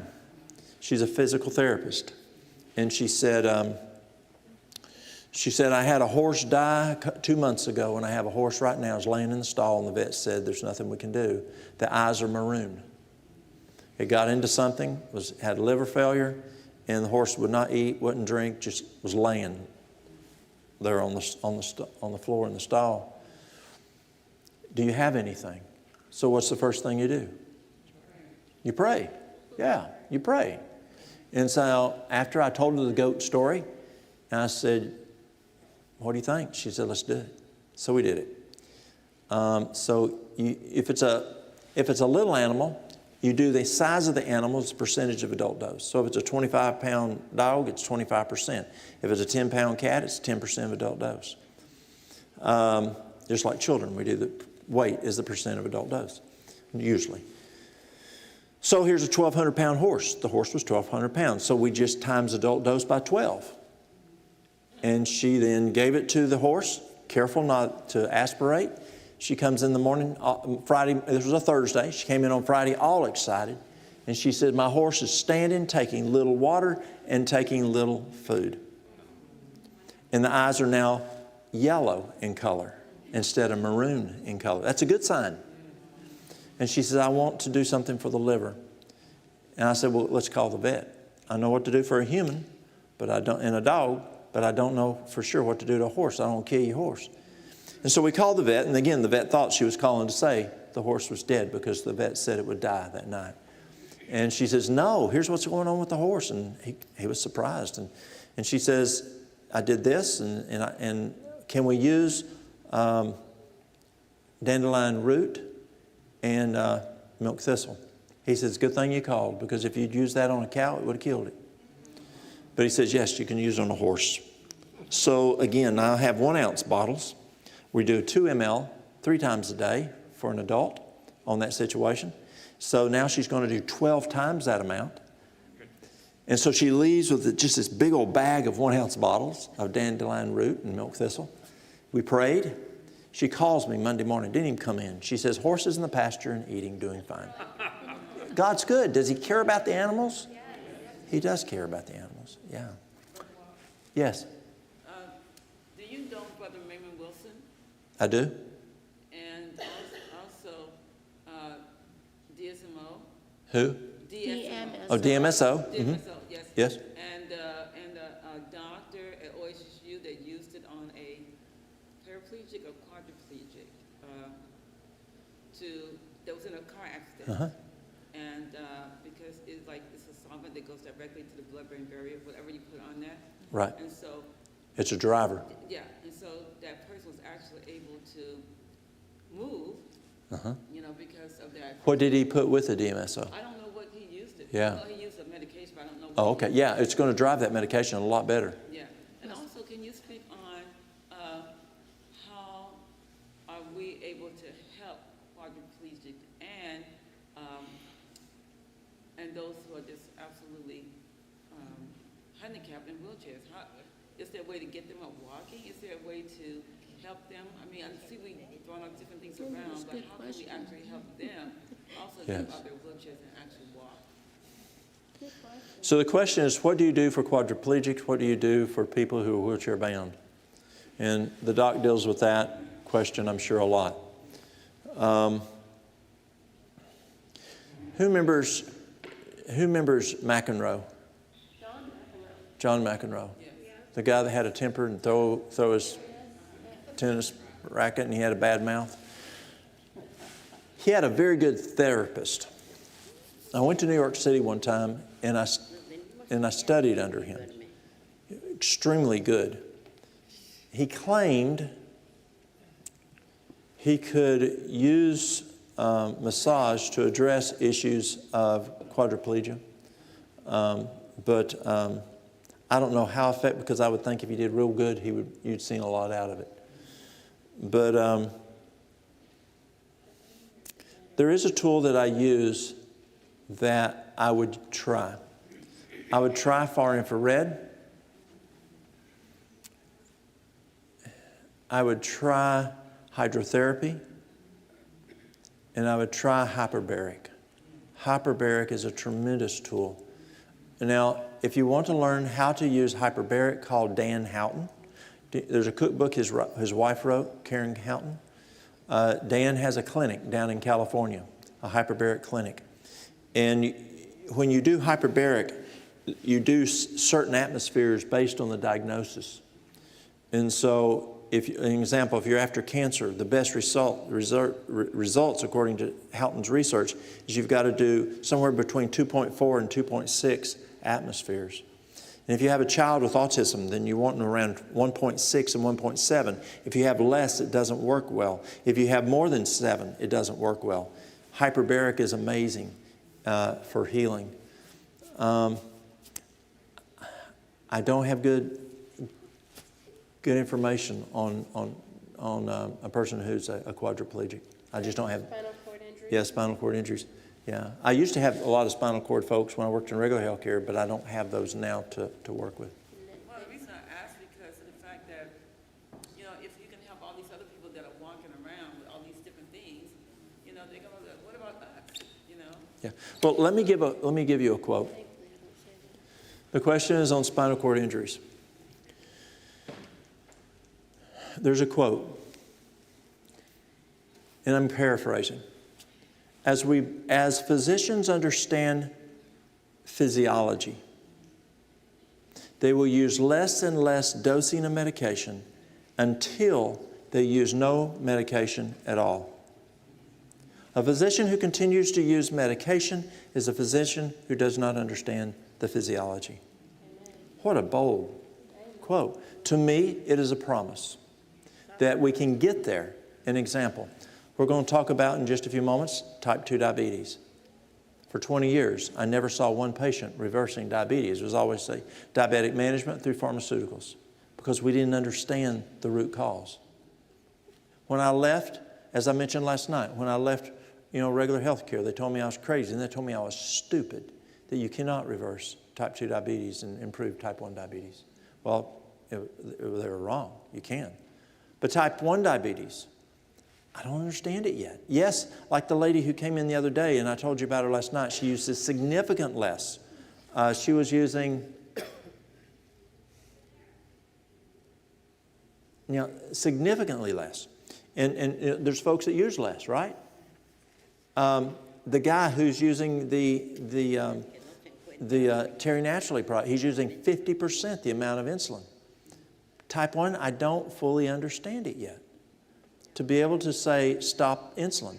You stop insulin, what happens? You die. So don't do that. So type 2 is easy. So to me, that's a promise that as we understand physiology, and as we pray and study physiology more than pharmacology, then maybe we'll find some answers to these questions. But that statement says we can use less and less dosing of medication until we don't have to use any at all, and that includes insulin. Where's the statement at? I'll find it for you, and I can put it up for y'all. Yeah, I'll do that at break, and I'll put it up on here. Okay. Yes? I had good results with using charcoal for pain, like teeth or cuts. I just put a big glove on it and So she's using charcoal for pain. Yes. There's so much stuff that we can do. Yes? I was just at a couple's house the other day, and this was a doctor, and he came in and told his wife that he was 5-year-old boy was killed in a hyperbaric chamber. So there's a lot of people doing hyperbaric chambers at home. There's places that are doing hyperbaric chambers that they don't have a lot of training on. I would encourage someone to go to a place like Dan Houghton's that has the experience, or one of your universities. We first were using hyperbaric. One of my chief of staff, he would go to Duke University, and he was one of the physicians that treated patients with bends from diving. I would encourage, I don't know where he went, saying, he may have gone to a place of reputation. And you can have people who go to the hospital that do something that's normal and they have bad outcomes. And so I just don't know enough about it. Yeah. Yes?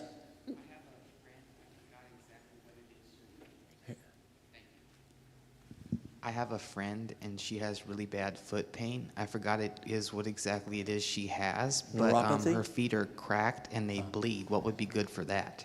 Honey, Honey's good? Yeah, honey is a good thing to use. soak them in honey. Yes, honey's good. How is her hydration? I would look, is she drinking enough water? I would, why is it cracking? Not just treating it, and you can treat it with things, but let's figure out why it's happening and then see if we can get rid of the cause. Is she a diabetic? I don't know if she is a diabetic, but she has some health struggles. Okay. You want to explore what the root cause is, remove that cause, and then usually we'll see improvement. Yes, we can treat it, again, rubbing the arm with sandpaper and put medicine on it, but as long as I'm still rubbing it, it's still going to have problems. And so you want to find out what's causing it. What do you also recommend for back pain? Okay, for back pain, number one, as we talked about earlier, dehydration. Dehydration magnifies pain, and so by drinking adequate water, see, every time you talk about water, it reminds me I need to take that drink of water.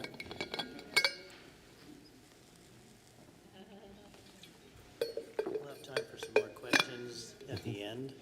Let's continue on through to diabetes and then the Okay. health plan, and then So we'll come back to that one. when we get to the natural remedies at the very end. At the end, we'll do that. Then we can do a bunch of Got it. questions like this that are too Okay, we'll come back to that one. Diabetes. So let's do type 2 diabetes first. So type 2 diabetes, well, let's back up. We used to call it what? Juvenile diabetes and adult onset. What was the problem? We had kids that are 17, 16, 15, 14, 13, 12 having adult onset diabetes. There's just a documentation issue there. It doesn't work right. And so they changed it. And today they say if they had the knowledge that they did years ago, they would change, not even call them both diabetes. And now we call it type 1, type 2. Type 2 diabetes is insulin resistance. And so you've got trillions of cells, and around each cell you have an insulin receptor. And that insulin receptor insulin opens the door and allows glucose in. What happens is that insulin receptor just quits working right. So what have we found can benefit it? There's 3 major things that I have found that can cause the insulin receptor not to work right. If the cell gets too big, it doesn't work right. Did I talk about this last night? No. Okay. I was probably talking to someone on the plane about it or something yesterday. It's kind of like in the wintertime when you have a door that just doesn't open right. It gets swollen a little bit with the moisture, a window or a door. What happens when the cell gets too large, it doesn't open right. You just shrink the cell back down to ideal body weight. And we'll come back to that. The next item is it gets clogged up. And Duke University, Dr. Walter Kempner found 3 things that can clog it up. Fat from 3 different things. Fat from oil. I live in the South, y'all. We fry everything. Maters, taters, ice cream, pickles, ochre, poke, Coca-Cola, Mountain Dew. If we can fry it, we fry it. And if we don't fry it, we pour oil in it. My grandma, when she'd make a pot of green beans, just for 3 of us, green beans, she would pour more than 1 cup of vegetable oil. And it's healthy because it was vegetable oil. And literally there's an oil slick on top of that thing of green beans. And it tasted so good to my little southern tongue. Today I would not want it because Mary Lou's trained it different. But that's the southern tongue. We fry Oreos, we fry all kinds of stuff. And it tastes good to your southern tongue. But it is very unhealthy. And so oil will clog that insulin receptor, according to Duke University. Dairy has fat in it. It will clog the insulin receptor. Meat has fat in it. It will clog the insulin receptor. So what Dr. Kempner found at Duke University, what T. Colin Campbell found at Cornell University, what Esselstyn found at Cleveland Clinic, what Pritikin found, what Ornish found, is when you stop the fat, the receptor cleans up. That's cool. That's like a miracle. The third thing that will cause the insulin receptor not to work well is inflammation. Now, that's a big problem out there today. Right now, Harvard is saying the number 1 cause of inflammation is processed food in America. Another major one is sleep deprivation. There's a number of things that causes inflammation. I mean, for some people, nightshades is a problem. Tomatoes, potatoes, eggplant, pepper, tobacco, lobelia. Those are all nightshades. And so you want to look at ways to lower inflammation. And if you do those 3 things, the insulin receptor starts working again. So what do you do to get that cell to ideal body weight? I heard a lady was it yesterday somewhere? She was talking. And there's 2 ways of measuring ideal body weight that are primary, and that is BMI, body mass index, and that's used mostly by medical. Physiatry, do you use BMI or percent body fat? BMI? Okay. Because I know sports medicine uses percent body fat a lot. The challenge with BMI, well, the good thing about BMI is it's pretty universal. The challenge with BMI is you have differences in males and females. You have difference in muscle mass. And then some people say, well, I got big bones. Well, so go to percent body fat. Go to percent body fat. It is true. Ladies have more fat than men. It's just the way you're made. And that's normal than we do. And so it's based on male, female, and actually on percent body fat, they even grade it based on age. They used to have to dunk people to get that. And then remember when you used to pinch people? You'd grab a hold of them and pinch them and put that caliper on there. Well, people don't like to be pinched no more. And so they don't use that as much. And so, that's right. And so now they have these machines that you can stand on that sends a current up through you, and it's pretty accurate. And it will measure the percent body fat. You can hold the Omron in your hand, and it will tell the percent body fat. So whichever way you use, percent body fat, whether you use the BMI, you want to shrink that body down to ideal body fat. Now, the green section is what you're looking at on diabetes. You want to get into the green section, which is 24 down.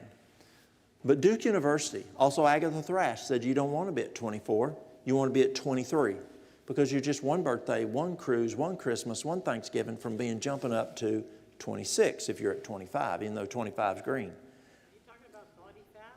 Percent body fat. And BMI. No, BMI, body mass index. The BMI rate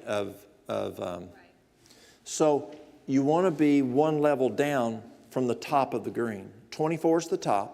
25 is outside ideal body fat, is overweight. So 24, 23 is what they recommend. On the oil, just don't use any oil, don't use any dairy, don't use any meat. It cleans it up.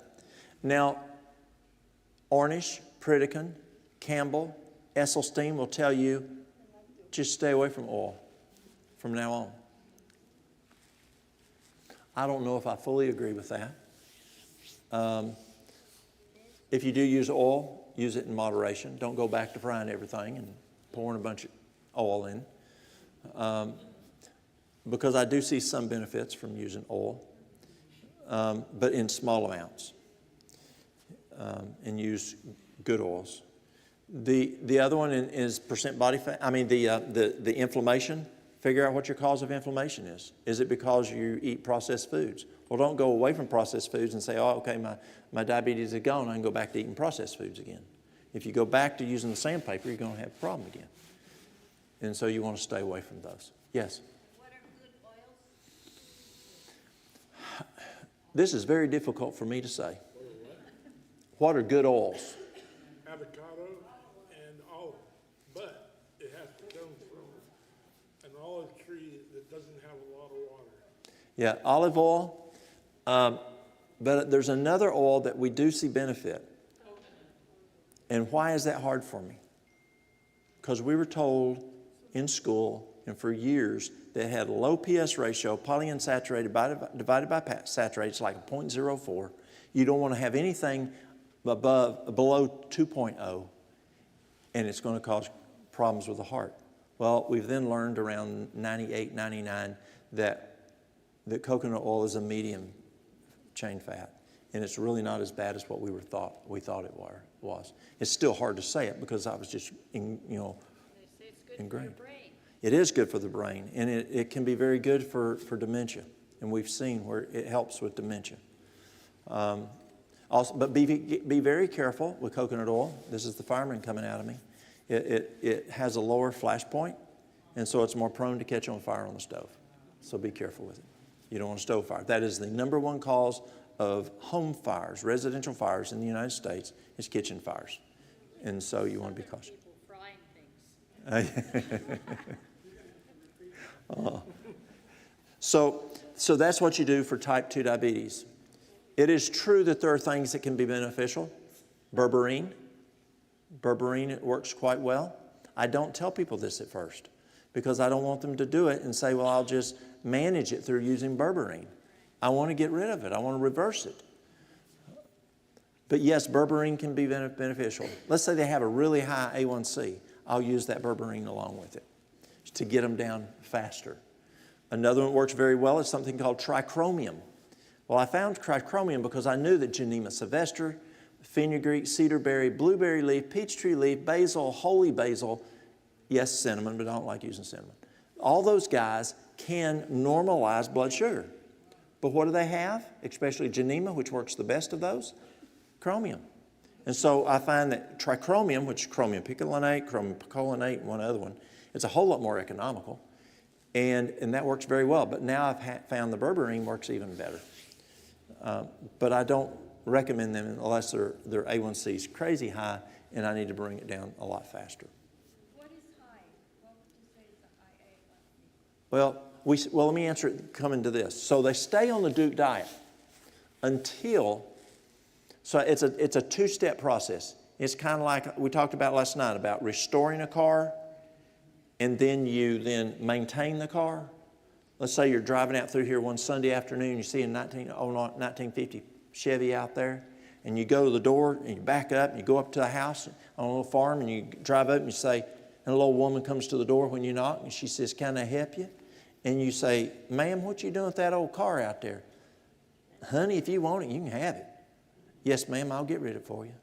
Well, absolutely, you're going to get rid of it. And you're going to call your buddy with a rollback and he's going to come get it and you're going to take it and you're going to restore that 1957 Chevy. But you've got to take a grinder to it and you've got to do a lot of work on it. And so once the work is done, you then just wax it and put oil in it and gas and air in the tires. So you have a restoring program, which I use Duke for restoring. I use Cornell University for the maintenance program, which is a whole food plant-based diet with variety.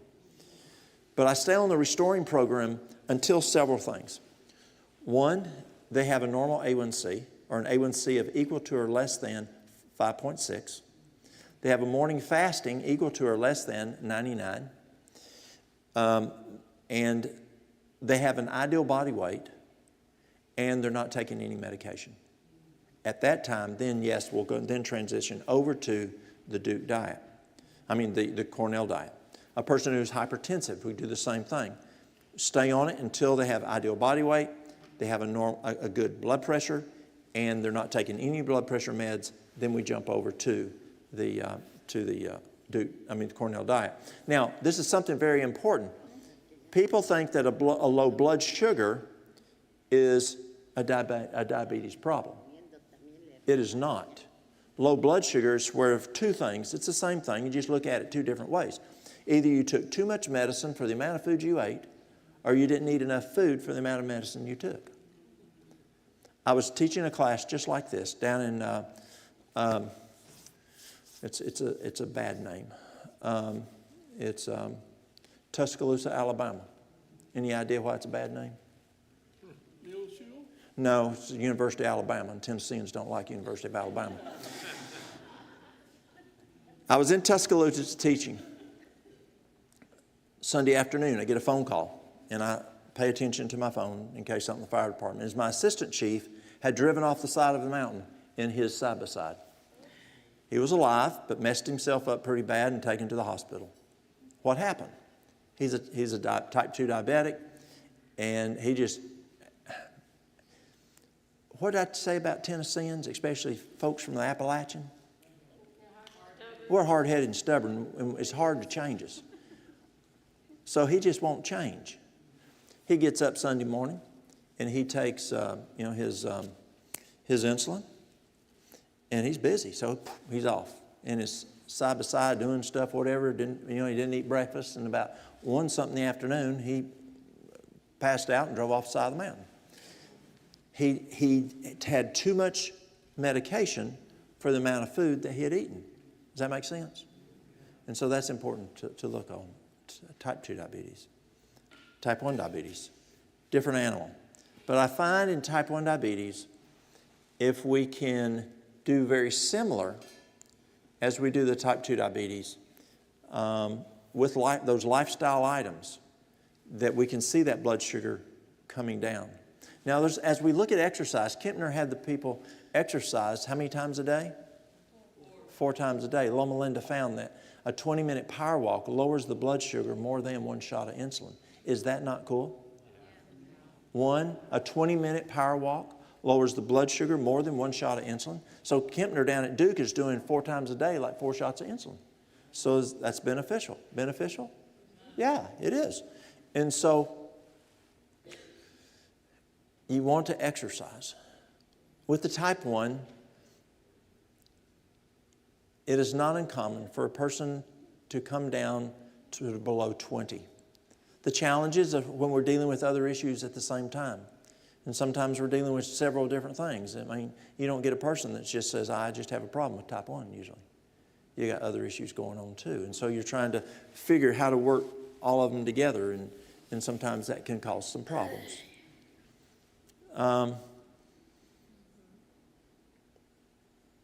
Things also help with type 1, the niacinamide. Who knew Dr. Crane at Loma Linda? Milton Crane. He found you could reverse type 1 diabetes if it was in the honeymoon period, and you did 3 things. 1 is you stopped the cause.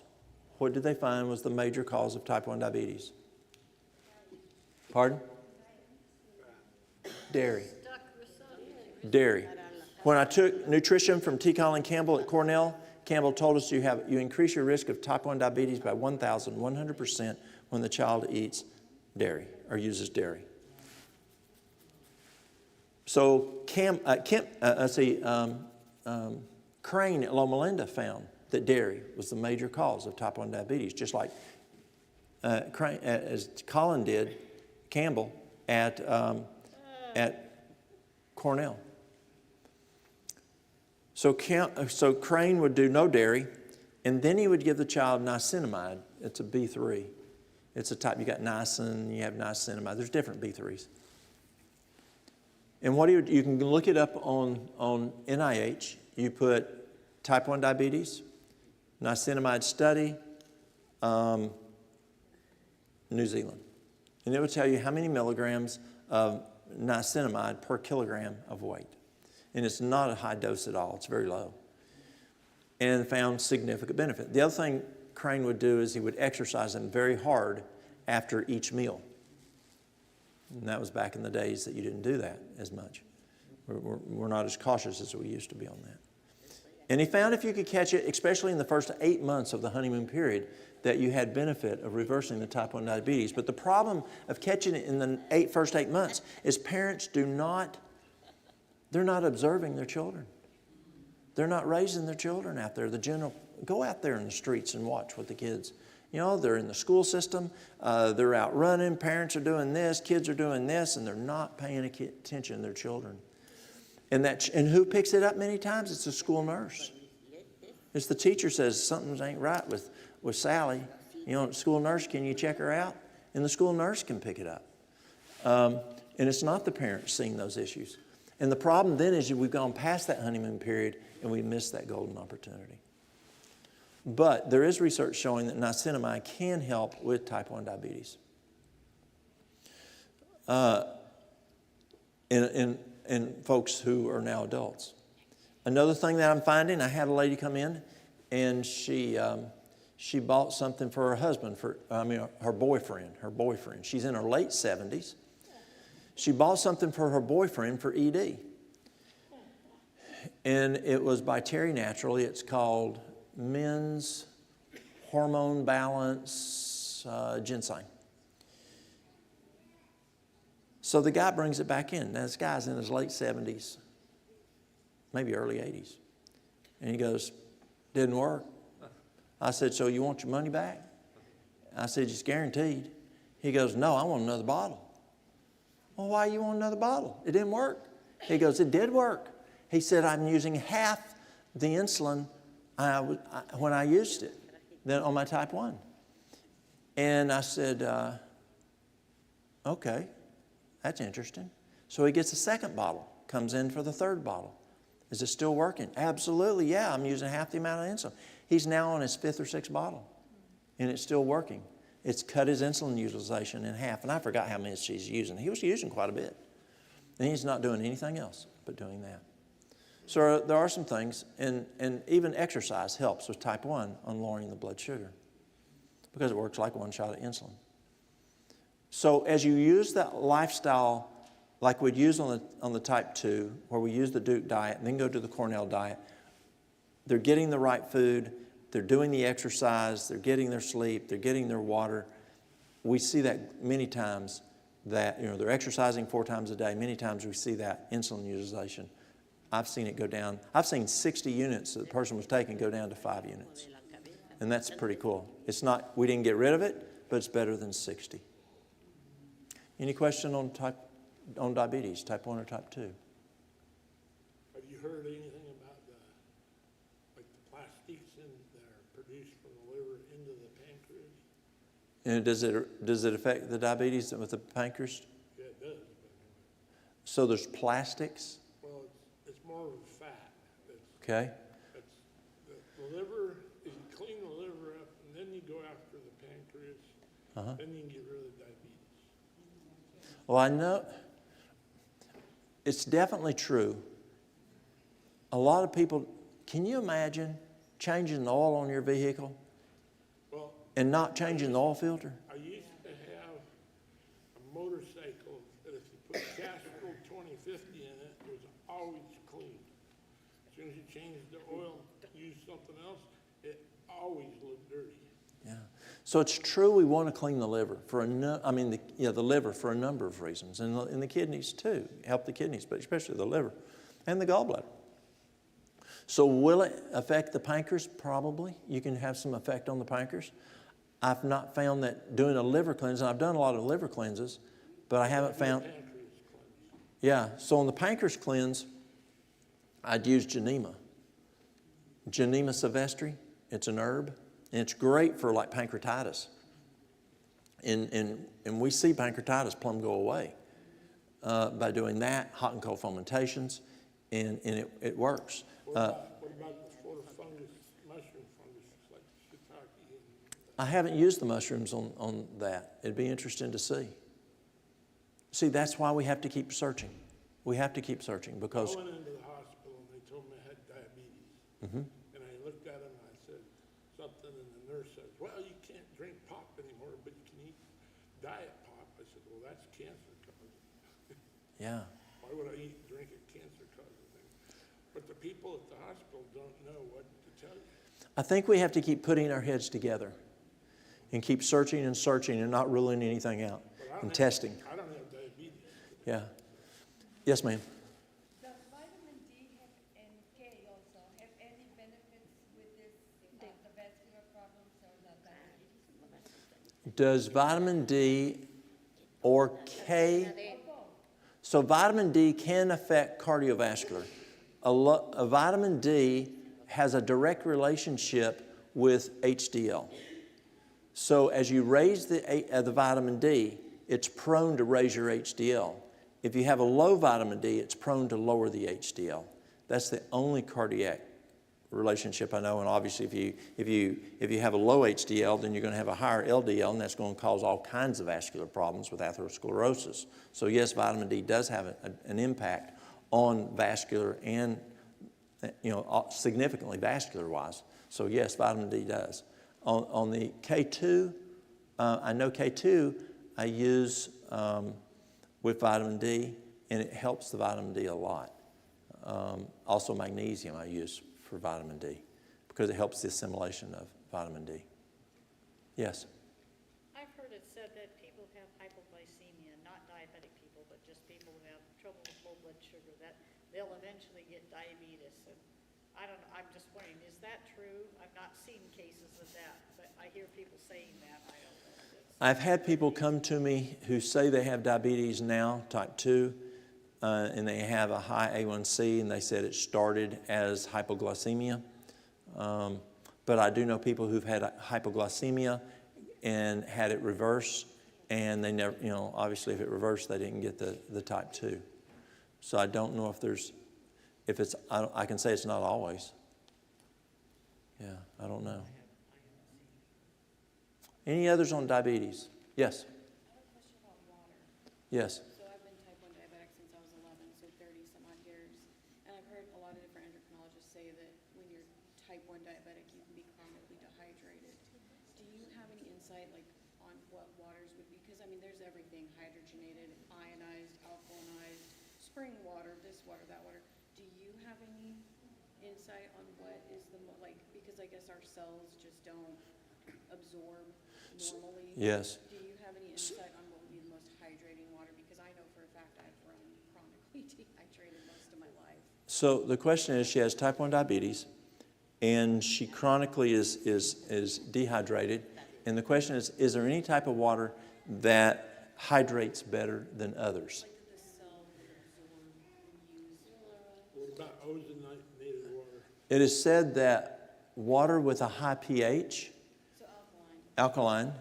alkaline, it actually can do better penetration. That's what I've heard. Yes. But I don't know that I noticed any difference when it gave me a headache, but I Yeah. didn't really notice any real change.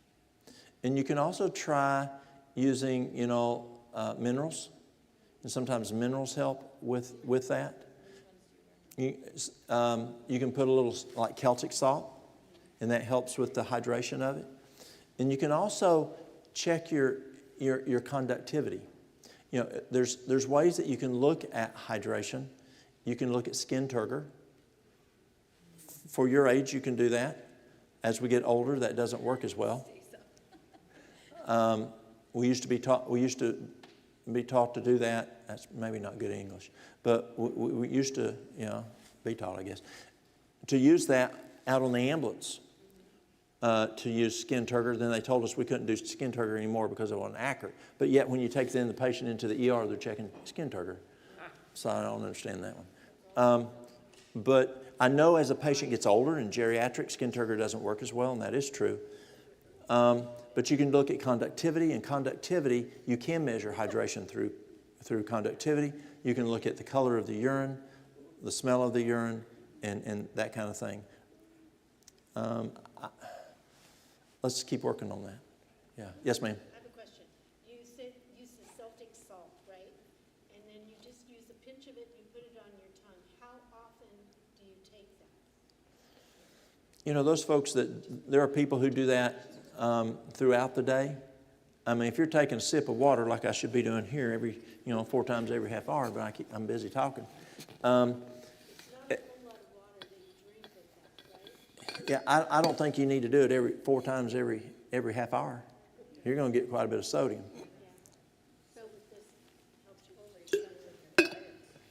And also, again, if you test your conductivity, and you can get a conductivity meter, and you can test the conductivity, and that will show you whether you have too much salt, not enough, you're dehydrated, or even too much water. Yes? Okay, first of all, there's mineralized waters that are naturally occurring with magnesium, and I can't remember what else is in. There's one we have. But Barbara O'Neill says, I believe, it's a pinch with every 8 ounces of water. Okay. A little, but not in your water, just on your tongue. Yeah. Put it on your tongue. And I'll be with Barbara in a couple of weeks, so I can ask her that question. We're speaking if you want to come to Red River Valley in Kentucky, we'll be speaking for a week there. Yes? Any more questions? Any more questions on heart disease and diabetes? Yeah. We're going to have time for general questions at the got a end after the question over last here. session. Do you have any comment on how to help someone in an assisted living facility who has type 2? Type 2. Yes. Let me go back to that water question real quick. You see I've kind of just skipped around that one. That's kind of like deciding what color of pews you have. I mean, you can get a church arguing real quick over which water you drink. So I'm just kind of, because there's a lot of different beliefs in that. You have doctors arguing on it. And so just no need. The best thing on water, don't do city water. But I have people don't even do city water, and don't do drinking any water. And they say, well, I don't want to do city water. It's bad for me, and I don't have money to buy water. Well, it's better to do city water than no water. But if you can, don't do city water. And whichever one you use, talk to the medical director and ask him which one you need to use. But I just don't touch that one a lot because there's a lot of folks who jump in that and they get on the bandwagon on that. But to answer your question, if a person is in a healthcare environment system, so you can ask them if they're willing to do the Duke diet, talk to the dietitian and the physician, and ask them if they're willing to do the Duke diet. Are they overweight? Okay, at least to the point at which you get them to ideal body weight. See if they'll do it during that transition to get them there. And are they ambulatory? Okay, then see if, are you able to go visit them? How many times a day? Twice a week with good food. Okay. That's the diet there. That's what I'm. Yeah, and see if you can get them to do the Duke diet.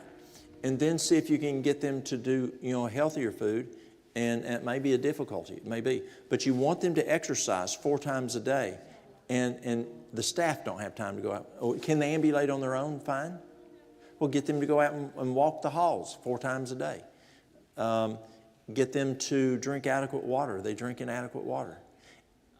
And maybe that's a candidate that you may just need to use like the Genema or the trichromium or the starts with a B. I say Mary Lou needs to be here. Bergamot, yes. Yes.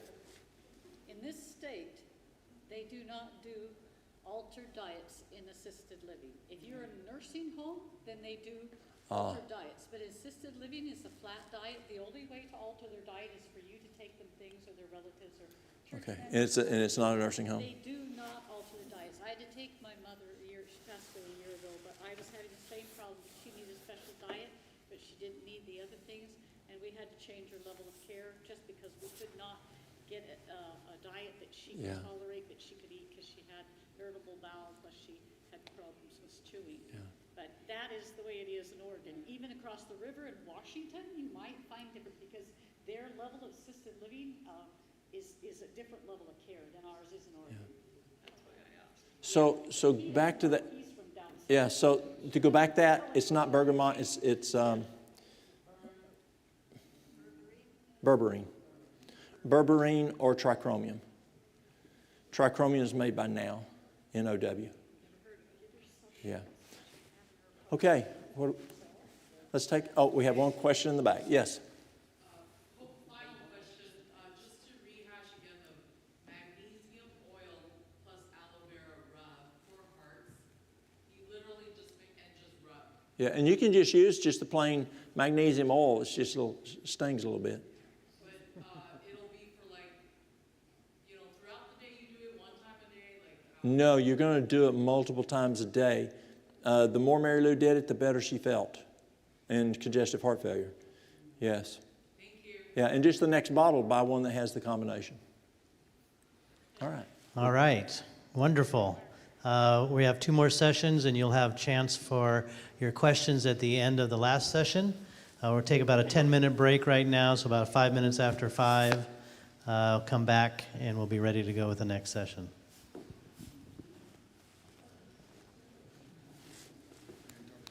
Yes, let me get this going and I will.